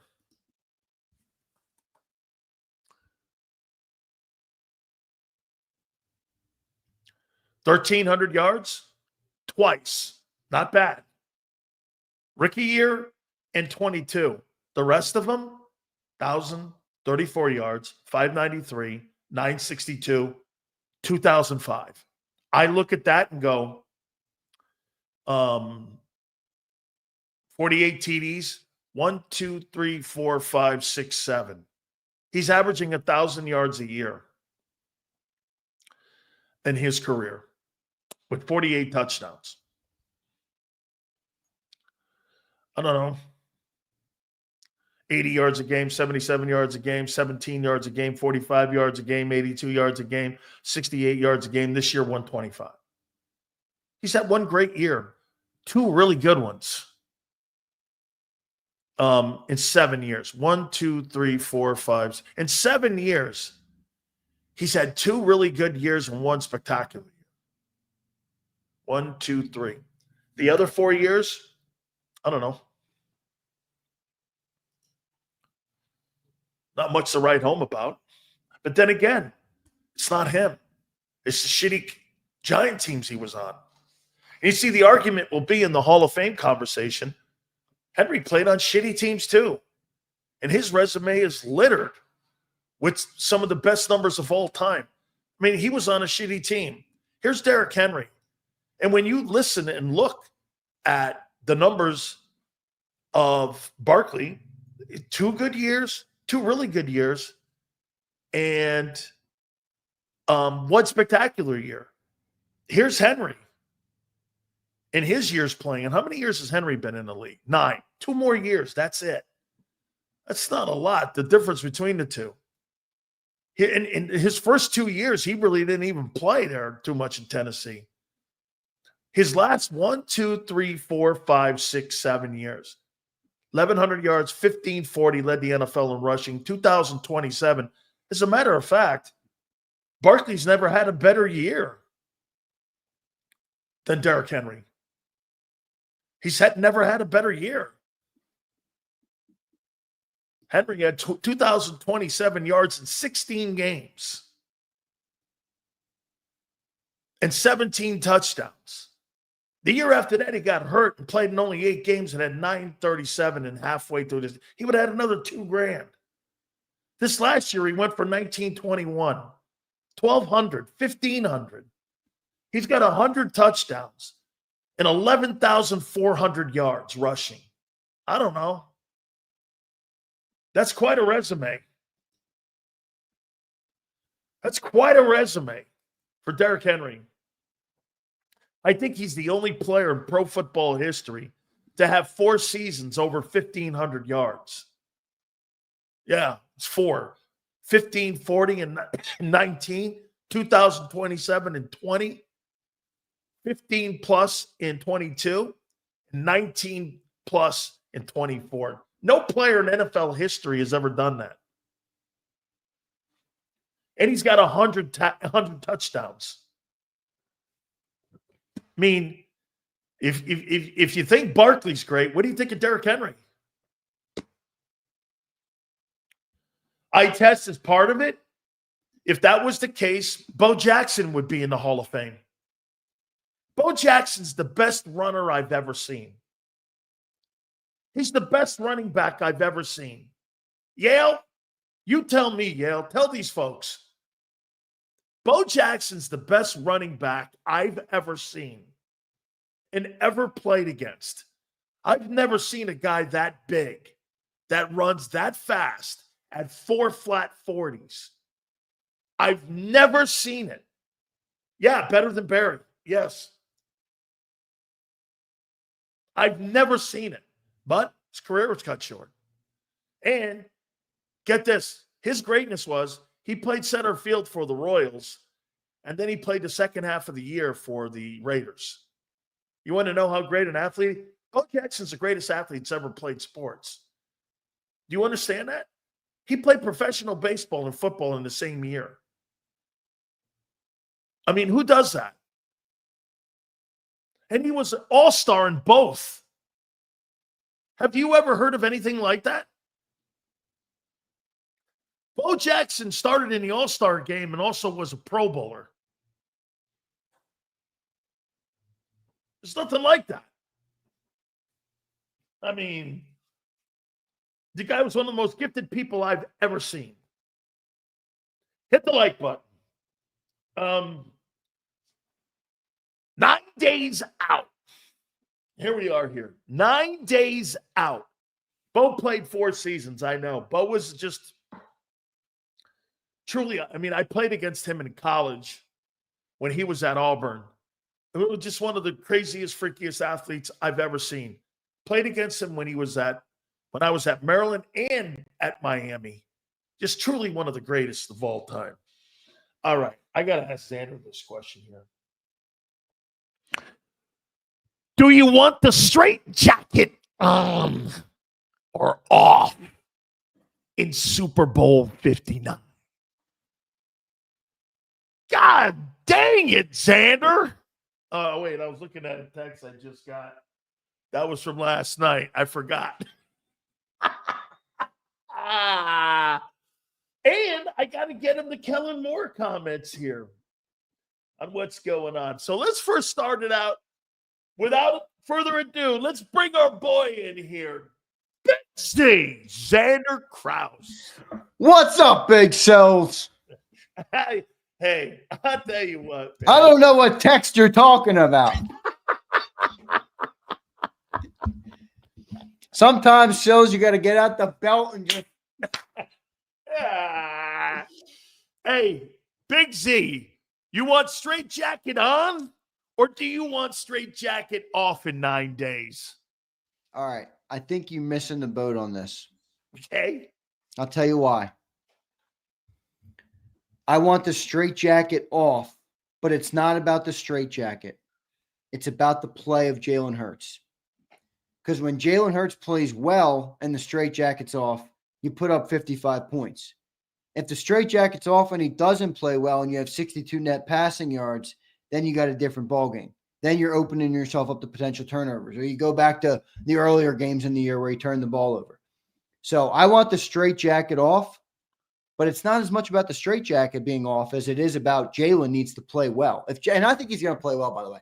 Nowhere have I ever seen where I think Jalen's going to come into this game and not play well. I see the smirk on your face. You're like, I'm not ready to say that. Did you hear John McMullen this morning push back on me? I'm like, Jalen shows up in big games, and he's like, well, is the Rams game a big game? So I think it's about Jalen playing well, man. It's about Jalen playing well, but straight jacket off. How about this, Xander? Don't you think that's the feel of the coordinator? Of because what? If he's playing well, yeah. You're going to keep going to him and going to the well.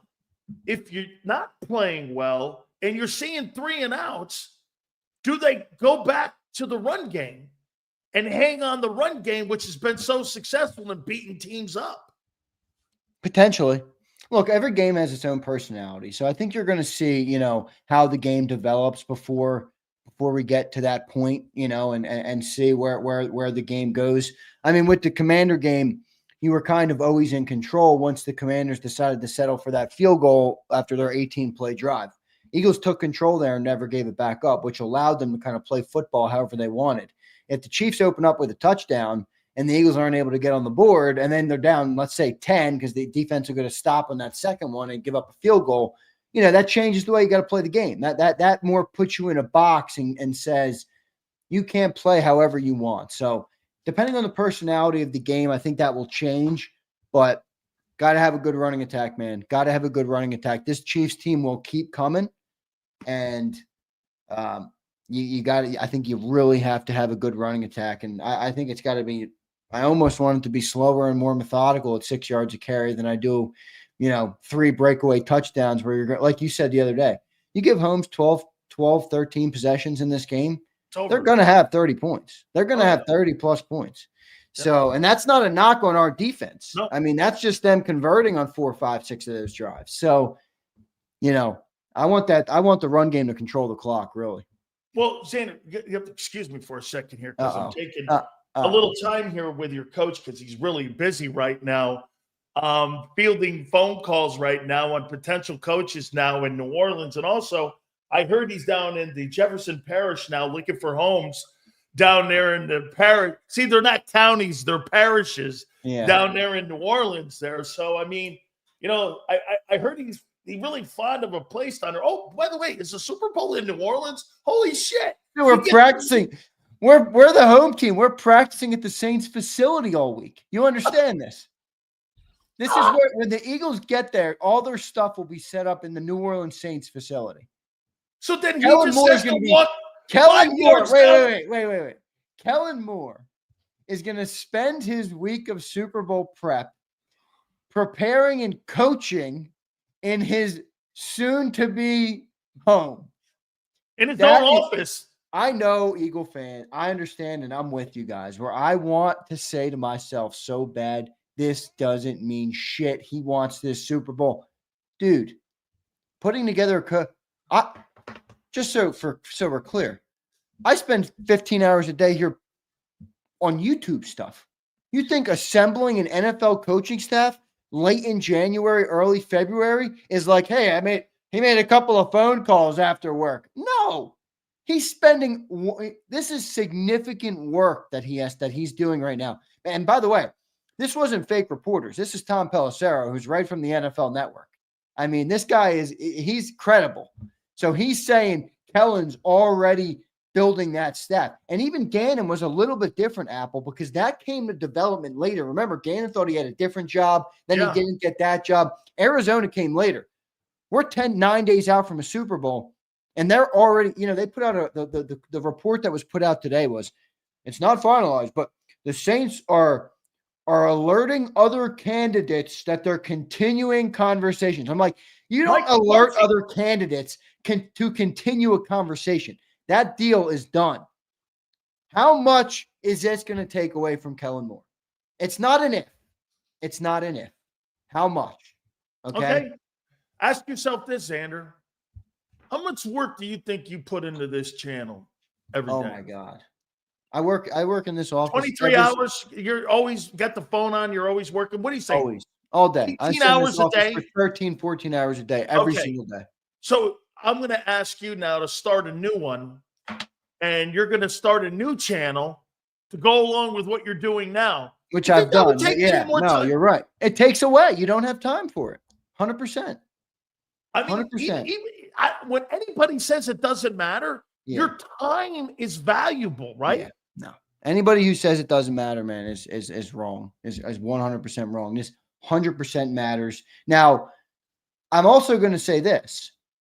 There are high-functioning human beings, okay? There are people that are capable of handling multiple things. I don't want to sit here and say, because he's doing one thing, he will not be able to do another thing. I don't think that's fair. But to sit here, we talked to John a lot, and he's like, these people have free time. Like, these people aren't robots, right? They go home, they have kids, they have things that they do. Adding a coaching interview is not taking away from what they're doing on their regular work. Well, when you now know you have a head coach job, and you now know, you're in control of your destiny, and you now know you're responsible for building out your next coaching staff, and you're responsible for who the quarterback becomes, and all these different things, I'm sorry, your mind is going to different places. Without a doubt. Imagine if you got a multi-million-dollar gig and it started in a week from now, and you knew that in order to keep that gig, you had to keep it. You'd say, "Hey, Xander, I love you, man. Business is business. I got other shit to worry about." And I would say, "All right, tip my cap. I respect it." Well, here. So what do you think is more important to him as a priority right now, just in the back of his mind? Prepping Jalen Hurts for a Super Bowl 59 in 9 days, or figuring out if Derek Carr gets the $30 million after March 1st, and if he's his guy, right now he's guaranteed $10 million. Mickey Loomis and him have to determine whether or not that guy's the guy going forward. What do you think is more of a priority in his life? His life dream of being a head coach, or his life's goal? See, Mike Pittery. Life's goal is to be a head coach. Life's dream is to get a Super Bowl win. What do you think? It's still a very high stakes game. There's no way that Kellen doesn't want to win. But Kellen, Mike Pittery checks in. Why would Kellen half-ass a Super Bowl? And I'm not scared. I'm not saying he is. I'm not scared. I'm just pointing out what's going on with Kellen Moore. It's not ideal. It's not ideal at all. You're going to have to overcome this for sure. But Mike, he now knows that he's going to be in control. You ask a coach, and that's won a Super Bowl as a head coach and a coordinator. Well, which one means more? I know they all mean a lot, but when you're the master of the ship, when you're the head of the snake, it's different. And listen, I won't sit here and say Kellen will half-ass a Super Bowl. I won't say that. No, I don't believe it. But again, how much time will he spend on all this other stuff? I mean, you just said it. Guy's in cap hell with quarterbacks. He's got draft coming up. I mean, Kellen Moore assembling a staff. All right, here, let me ask you this. All right. Hey, by the People way, who are hard workers. Don't be shocked if Clint Hurt gets that DC job down there. Oh, don't. Oh, you're right, because they're not going to elevate him here. People who are hard workers in life, Sills. All right. People who work overtime. And I like to believe that most NFL coaches are hard workers, right? I mean, it's a hard job. It's a hard thing to do. So, when you get off work, you don't really get off work. You do, but you don't, right? Like with me, I could finish up. I start watching Eagles content. I turn on NFL, whatever it is you might do. All right. What do you think Kellen Moore is doing tonight after work?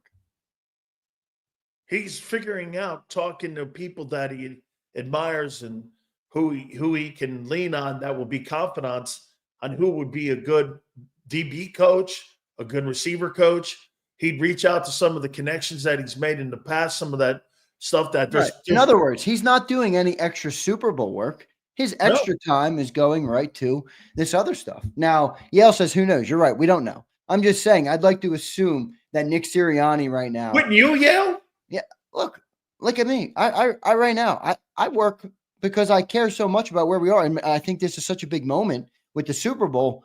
You're going all night. You don't care. I'll finish when I'm done, man. Kellen Moore is probably in another spot. Now, he can get his work done. Not saying he can't, but that extra edge that you get from Vic Fangio, I'm sorry, but nobody can tell me Vic Fangio is not obsessively watching and grinding and preparing for this Super Bowl morning, noon, and night right now. I'm sorry. There's nothing you can tell me that would say Vic Fangio is not doing that. Kellen doesn't have that right now. I don't know. I don't want to make too much of it, but fuck you, Kellen. Wait, how about this? This is an issue. And by the way, if you lose, isn't it an issue inevitably? Yeah, absolutely. No matter what happens. How about this? Richard brings a great point up. I like it. By the way, all supers will be read. How about this, man? The players this time won't let it happen like it happened last time in 22 with Gannon and Steichen. Steichen already knew he had the Colts job. He knew it, and it was settled. Gannon was out house hunting in Scottsdale. I mean, everybody kind of knew what was going on. And I don't know how you don't sit there and, dude, you got Andy fucking Reid and Steve Spagnuolo and Mahomes. You need all your undivided time to beat them three guys. You're not wrong. I don't know, man. I hope it's not an issue. That's all I'll say. I hope it's not an issue. But look, we all know this is tough stuff. So he's not gonna, he didn't get a job at the daycare. I mean, his next job is a lot harder than his job now. So I would imagine his brain is somewhat there. And to the point about the players, I mean, I've never really gotten any sort of impression one way or the other on Kellen Moore. Like he's almost so neutral. It's like, do the players like him? Do the players like him? Do they not like him? Is there any sort of emotional connection there? Like even with Nick, you might not like Nick, but like you see CJ hug him and cry. You see Devontae Smith on the Unscripted last night, like 2 and 4 effing years, man. Let's keep this going. I love you, brother. Like there's emotion. There's a bond there. There's a connection. I've never seen that one way or the other with Kellen. No, okay? Kellen reminds me of a librarian. Example, right? The Eagles are at practice today, okay? They get off the practice field. They load up their phones, whatever they do. Tom Pelissero just reported the Saints have told everyone else that they can stop trying to get the Saints job, and Kellen Moore is the leader. Like, do you go congratulate him? Do you say, hey, Kellen, are you getting the job? Is it an open conversation? What's the room like? Or is everybody walking on eggshells because you know that this guy is now going to be the head coach of the Saints next in 10 days? I don't know. It's an interesting dynamic. It's certainly an interesting dynamic. How about this, man? When I see Kellen Moore, I go, I don't know, man. He reminds me of a dude that works at a library. He's just like over here, man. I mean, the map room's over in the back next to like the tax code books. That's what it reminds me of. Because you're right, I don't see any emotion. Shit, you see Nick, he's up here, he's here. Dude, you know what? He's like the guy, those heart things you put on people to get their heart going. He's like fucking one of them guys. This guy's all over the joint here. I got some new bold predictions for the Super Bowl. All right, I like them. Let's hear them. Here we go. The team that scores first will win the Super Bowl. Heavy disagree. Okay. I mean, I like it as a prediction. It's possible. I mean, it's a 50% chance. It's not like it's like a crazy, but I don't think what a reach, Sills. Yeah, it's not crazy, but I mean, again, we scored first in Super Bowl 57, if I'm not mistaken. We were up pretty much that entire game. So, we didn't win that game. So take that one and shove it. All right. I'm going to stick with this Barkley getting 200 yards in this game. I really don't know how you can say Barkley's going to get 200 yards and we're not going to win. So to me, I know who Sileo. Now, it doesn't have to be right, but I will tell everybody, if Dan Sileo truly believes that Saquon Barkley is going to run for 200 yards in this game, then Dan Sileo's score prediction on next Friday will result in an Eagles win. Okay, well, that's what it will be. All right, we'll see if it is, but that's what I'm saying. Jalen Carter will outplay Chris Jones. I like that's a bold prediction. It is a bold prediction, but the reason I like it is because I believe that Chris Jones has a much harder task. You got to go up against Cam Jurgens, Mekhi Becton, and Landon Dickerson. I mean, those are big boys. Those are big boys. I mean, those dudes will beat you up. Left tackle. Those dudes will beat you to F up. Jalen Carter is so smooth, and I like that. That's a good prediction, but that'd be big, man. I think Chris Jones is still the best defensive tackle in the game. A defensive football player will be the MVP in the Super Bowl. I'm going to say no. You're not going to like my Super Bowl MVP pick. Okay, I'm curious. Who do you think would be? I already know who I'm going to pick in the game next week for the Super Bowl MVP. Oh, my God. Wait. Is it 5 letters? Yeah. Oh, no. It can't be. No way. Oh, my God. Holy cow. He's got to be the difference. Friends, we have a new case of Ebola. But it's called Hertzola. And my boy Xander's caught it.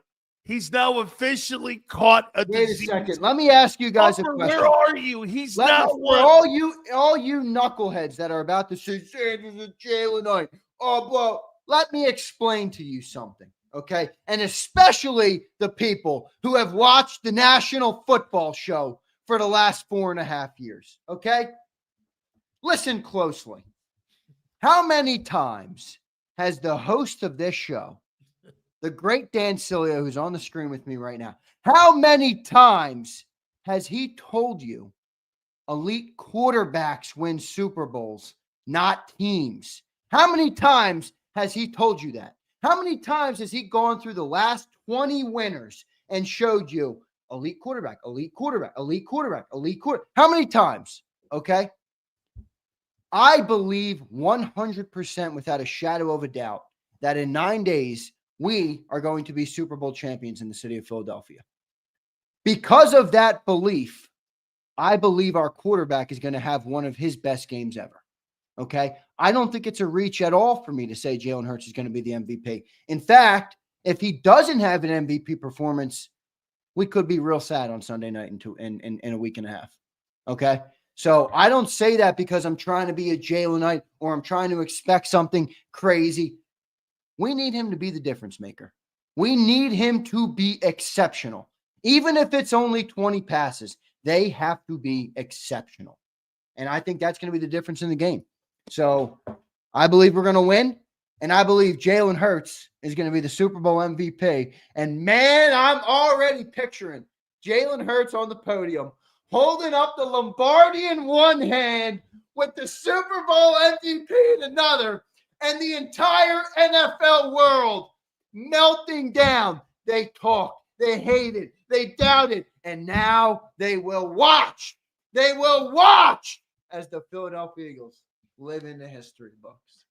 What will 2 Super Bowl appearances and a Super Bowl win and a Super Bowl MVP mean to Jalen Hurts and how people look at him? Well, first off, he will instantly become the greatest quarterback in Eagles lore, in Eagles history. Instantly. I don't even think it's a question or a debate on Monday morning. Now, here's the thing to that comment you just made. Nobody's saying he's the most talented. Yeah, no, that's not what I'm saying. But at all. he'll be the best. He is 100. We have had great quarterbacks in this city. Many before my time that I didn't even have the privilege of growing up and watching. Okay. But if you have a guy that comes into this city and in 4 years has 2 NFC titles, a Super Bowl ring, 50 wins or whatever it's been, and a Super Bowl MVP. And a Super Bowl MVP, and he's 26 years old, I'm sorry. I mean, there's just no debate. There's just nothing else that exists that would prove that there's been a more valuable quarterback to this city. There isn't. I think even you can agree, as much as you might not want to hear that. No. No, his resume would be, you can't argue against it. I mean, you cannot. Okay. You can't. See, I look at him, and I'm starting to look at him like Troy Aikman. And what I mean by that is this. You're not going to pick Troy Aikman to be the greatest quarterback of all time, but Aikman's got 3 rings. Yeah. But he fit into something that they were doing into a culture of running the ball, playing great D, third down receiver, getting the slant to Irvin. It would be something like that. And get this. You know how many people have 3 Super Bowl rings? Not many. In North, there's only 3 dudes that's got more rings than Aikman. You know what? I think that comparison is exactly what Eagles fans everywhere should want out of Jalen. I mean, if you get that, Sills, Aikman's got 3 Super Bowls. You know, I had a segment, by the way, with I do the post game show, where I bring on people and we talk about the game after the games, after our post game show. Okay. And I had a guy on once, Underdog. You see him in your chat often. I'm not sure if he's here right now. I haven't seen him all week, but Underdog, if you're listening, I appreciate you, brother. And Underdog came on, and he's in the book of Sills, where he is an old school Jalen fan, or an old school Eagles fan, excuse me, and he strongly dislikes Jalen Hurts because not dislikes him, but doesn't believe he's good enough for the roster and believes with a different quarterback, we would be a dynasty instantly. Well, he brought up that exact team you just referenced with the Cowboys. He says, we are the 90s Cowboys. Yes. We have our Emmitt Smith. We have, our Michael Irvin. We have all of those guys. If Jalen can beat Troy, then that's all you need. Our team is good enough for that. All right. Now, I actually think that Jalen has the ability to change games more because of some of the other things he can do. But again, Troy Aikman is a very successful quarterback. I would be very happy if Jalen can be that type of player for this Eagles team. Get the most out of your talent. Get the ball to your playmakers. Don't make bad decisions. Don't cost your team football games. Have great people around you, and more importantly, use the great people around you. And we could be – look, Philly 500 just said it, man. I want you to envision something for a second. I want everybody to envision By this. the way, you can also make the comparison. Great O-line like the Cowboys O-line. Yes, exactly. He mentioned that as well. Great O-line. I want you to envision something for a second. Envision we're a month from today, all right? And let's just say, for the sake of the conversation, that the Eagles won the Super Bowl, okay? A month from today will not be turning the pit. You're starting to turn the pit. Okay, what's the next year look like? What's the draft look like? What can we do to sustain this level? March 12th, you turn the page, starts the new NFL Exactly, 100%. So a month from today, we'll be looking at this team and say, we got 2 Super Bowl trips in 3 years. We got 1 Super Bowl ring. We got a 26 or 27-year-old star wide receiver. We got another 25-year-old star wide receiver. Our quarterback is 26 years old. Jalen Carter is 23. Nolan Smith is 23. Nakobe Dean is 24. Zach Bond is 27. Quinyon Mitchell's 22.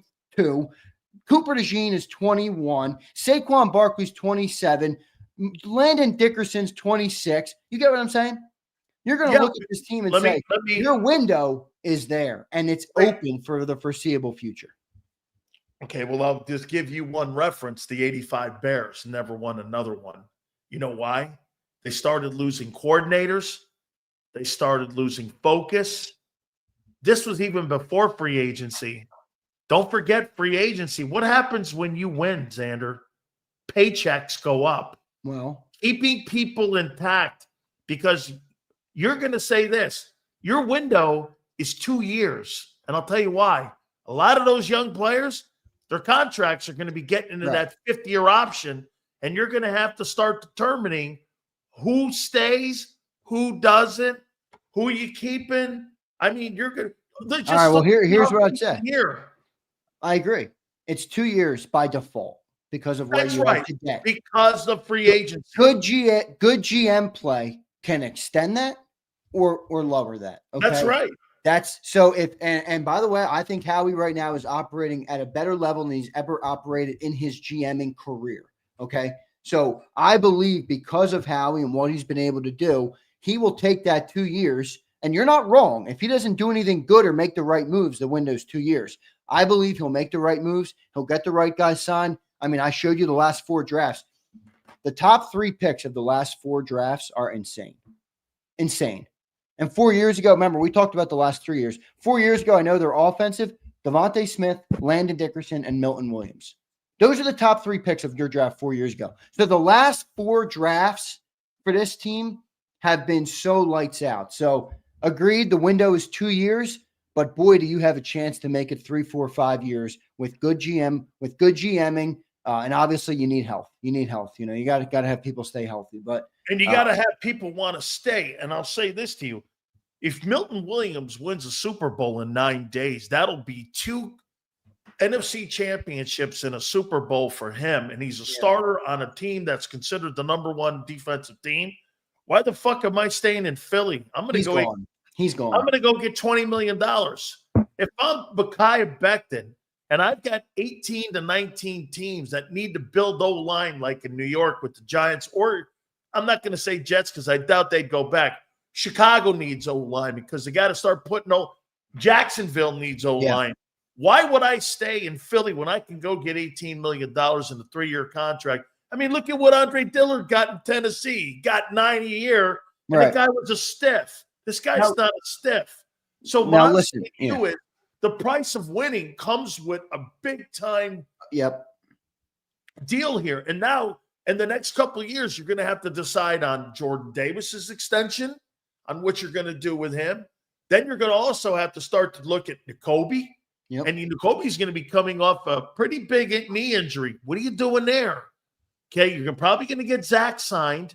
You're going to lose Isaiah Rodgers. He's gone. Slay's gone. I mean, you've got a lot of work to do. Yeah, no, you're not wrong. But this so is when where you say all of that with a window, all those young players that are on the rookie deals, you are dead on that is a huge deal compared to 22. That your turnover next year is not going to be as catastrophic as it was in 23. That was a huge turn. You lost both interior linebackers. You lost your interior D tackle Hargrave to San Francisco, right? Yeah, but to your point, right? And because I think what you said is good, and it's fair, but it goes back to my same point. I think where if you have good, competent GM play, you make up for those holes. Remember, we left Isaac Seumalo go a couple of years ago. Yep. You know, most teams can't let a guy like that go, but No. the Eagles have process and coaching and results from within that allow them to move on from players, and they've gotten so good at the contingency plans. I mean, look at all of our notable like people that have left in the last 2 years. TJ Edwards, I know it took 2 years, has become Zach Bond. You know, even Fletcher Cox has become Jalen Carter. You know, Javon Hargrave became Milton Williams. Hassan Reddick has now become Nolan Smith. I mean, the process of how the Birds are running their team right now is allowing, because that turnover that you mentioned is inevitable. It's going to, right.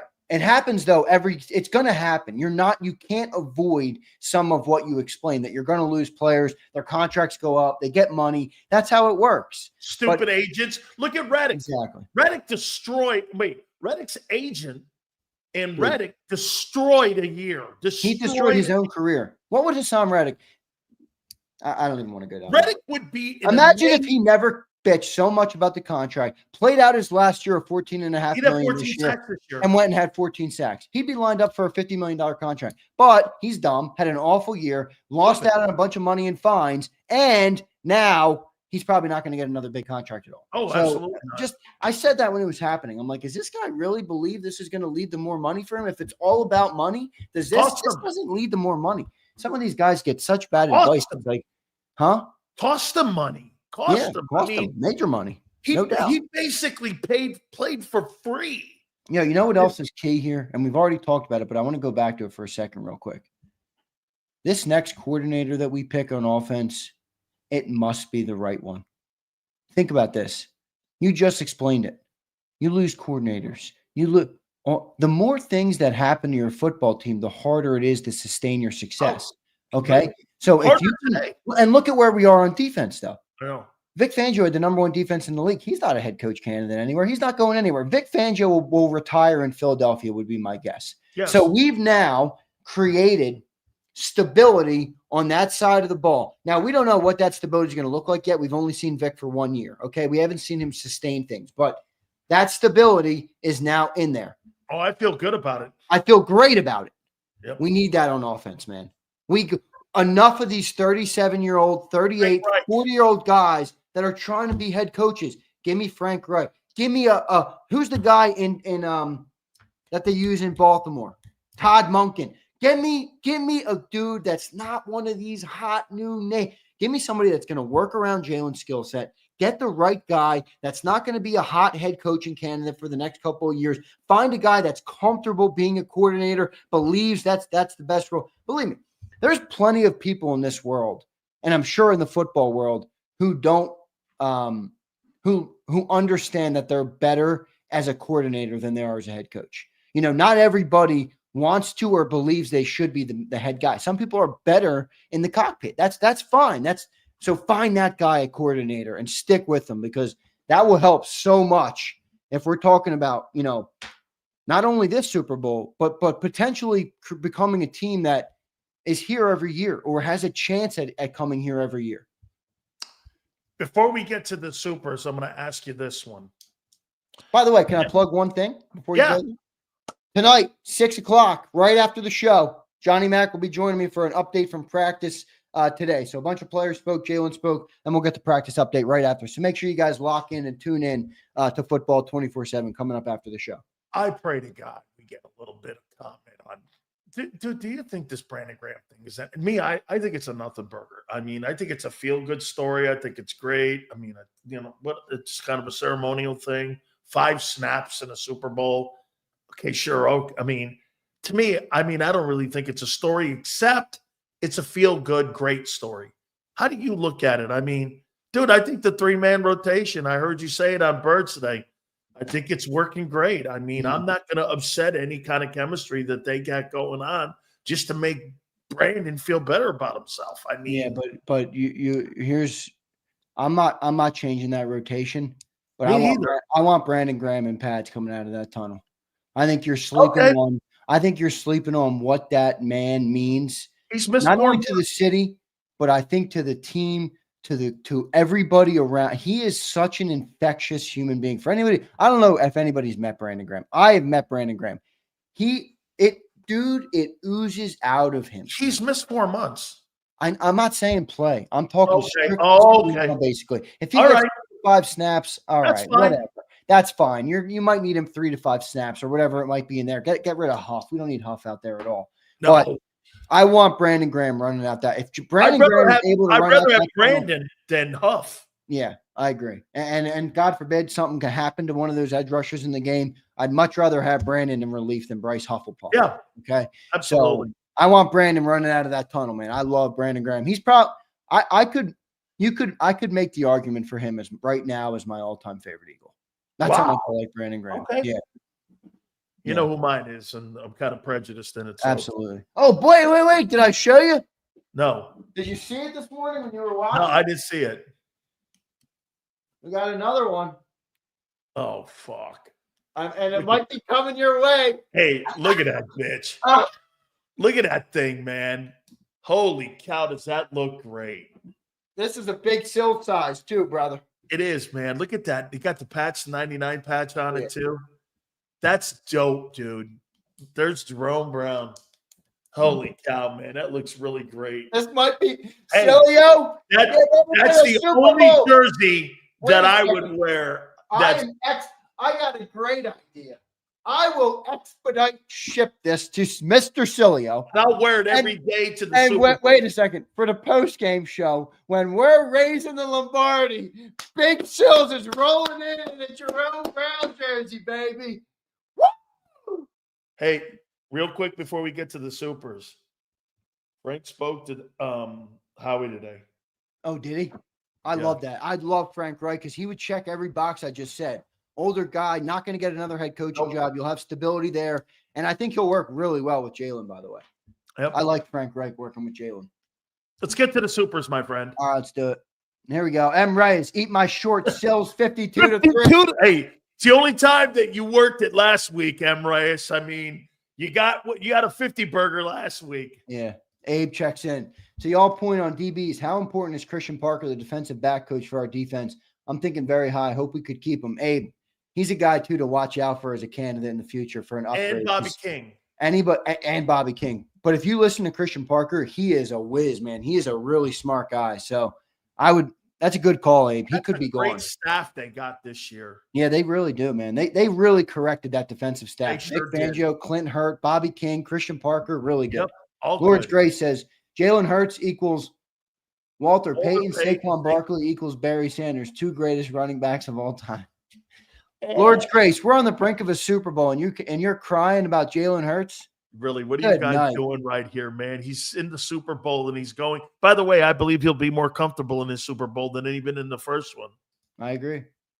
And I think there's something, too, learning about all the other things that come with the Super Bowl as well. I agree. Mark Holmes in a turtleneck says, thanks for all the fun and entertainment you give us, Sills. John, you have great takes. Xander, you're a superhero. I wouldn't call me a superhero, man, but I appreciate it. Super Bowl, here we come. Dallas sucks. I love it. Thank you, man. By the way, man, Xander's killing it, man. He's absolutely getting better every single day, man. Here we go. Brian Pumper checks in. Man cannot discover new oceans unless he has the courage to lose sight of the shore. Jalen Hurts, masterclass loading. Let's go, baby. Look at that, man. That's right. Hey, Pumper, you can't have one foot on the beach and one in the ocean and say you're all in. Dude, that is hilarious. Pumper, you always seem to amaze me with what you come up with. Well done by you. Lord's Grace again. Thank you, bro. GMs relied on running backs around throughout 70 to 2000, 1948 Eagles for the next 2 years because of the quarterback. Saquon has to carry the team. Come on, Lords. It's okay, Lord's Grace. He played 2 good games this year. one happened to be the NFC title. Oh, game. yeah, dropped 55, and he doesn't deserve credit for that. Lord's Grace, are you going to be happy? Lord's Grace, let me ask you a question. Lord, are you still in here? Let me see if he's still in here by any chance. Lord's Grace, if Jalen Hurts is hoisting a Lombardi trophy in 9 days, are you going to be happy, or are you going to be butthurt that you were proven wrong? Because I'm sensing a little bit of that from you. Oh, Lord. no. Here, I'll let you know this too. If that kid proves me wrong, like Lamar Jackson proved me wrong on what kind of player he was, kudos. That's fucking what this is about. Nobody likes to take a shit on a guy, and nobody roots for failure, dude, unless you're a loser. Nobody roots for failure. I hope not. No Limit checks in. Oh, did we already get this one? I think we did, right? Yeah, we did. No Limit. Thank you, bro. All right, that's all of them. Good. All right. I got to run because I got You got it, my friend. What? You got to return my text? How you doing? Sileo hits me back with an emotional text. This guy was a dick to me last night. Now I'm looking over at my wife. I go, I'm not even fucking asking him a stupid question. She goes, you are calling somebody a here. My wife goes, you're calling somebody a dick? I go, yeah. She goes like this. Really? Yeah, I'm sitting at my desk last night. My phone beeps. I'm like, it's Sileo. I'm like, what the fuck does Sileo want at 8 o'clock at night? I just talked to you, dummy. What the hell you need? 4 hours I just spent with you. What? All right. Dander, I snap back at this motherfucker. I'm like, hey, man, F you, bro. Dander. Hey, brother, I'll see you, man. Thank you, brother. All right, bro. Make sure everybody tunes in. Football 24/7 coming up after the show tonight. We'll give you guys an update. So I appreciate you. Sills, love you, brother. Appreciate everybody in the chat. See you. Love you too, my friend. Hey, do not forget our great friends at Morgan & Morgan, man. We've been friends with John Morgan, as I've been telling you, for over 20 years, folks. And I've been friends with this man and his wife and his family. And to watch them build Morgan & Morgan up to where it is today is one of the most remarkable stories in all of business. Morgan & Morgan is America's #1 injury law firm in the country. And it's because of hard work and representing Americans like you guys out there. I mean, they have a track record that is second to none with over $20 billion in recovered money for clients. Morgan & Morgan, as I said, their resume speaks for itself and it's unmatched. Here in PA, a client was offered by an insurance company $650K on a settlement. No way, man. Morgan & Morgan went in there and got $26 million for that family. Here's another one. In Florida, a client was offered $350,000. Morgan & Morgan and the team that he's assembled went in and got that family $12 million. This is what Morgan & Morgan does. Look, life is tough. Making a decision like this will be second to none. If you're ever injured, check out Morgan & Morgan, my friends. And again, it'll be the best decision that you ever make. I promise you. And if you win, get this, that's the only way. The fee is there. The fee is free, okay? For more information, go to forthepeople.com/big sales or pound 529. That's FORthepeople.com/big sales. That's pound 529. And do me a favor, you tell them Big Sales sent you. This is Eric. When he got injured in a car accident, he called Morgan & Morgan. He not only gets a lawyer, he gets trial lawyers like Sam and Jessica, who are in it to win it. He gets his own investigators with briefcases, leather ones. And if you ever have questions, our customer service folks keep things rolling. Injured? We're your army. Morgan & Morgan, America's largest injury law firm.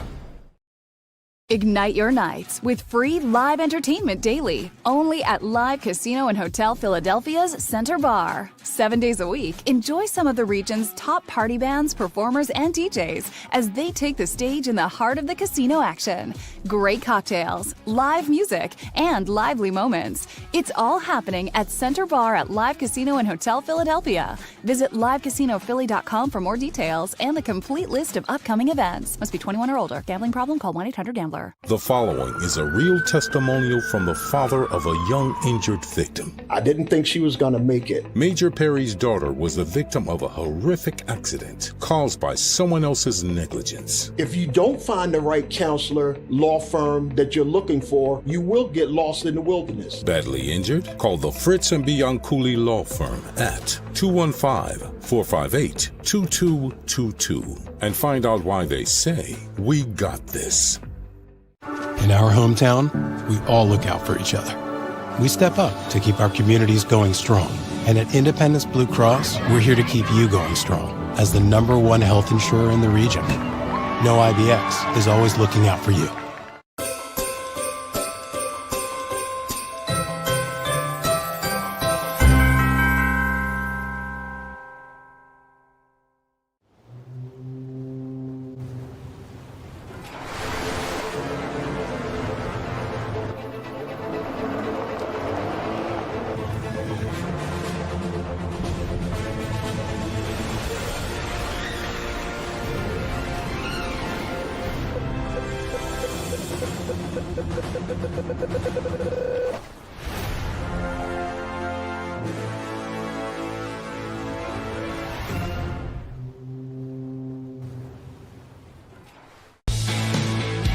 We noticed that there was mold creeping into our basement about a year and a half ago, and wanted to make sure that we were getting rid of the problem permanently. We actually reached out to several different contractors to get it resolved, and actually 2 of them recommended DryTech to us as a long-term solution. Other than the noise factor, we wouldn't even know that there was work being done on the basement level. It's really been a clean process for us.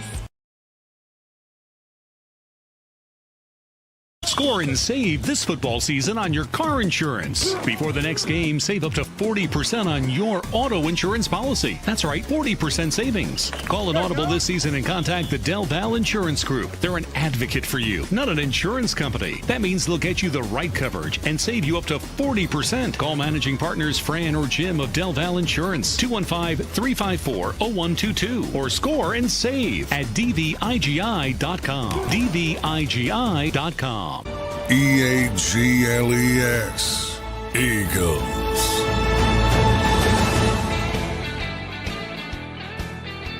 What a great football Friday, man. You guys are great.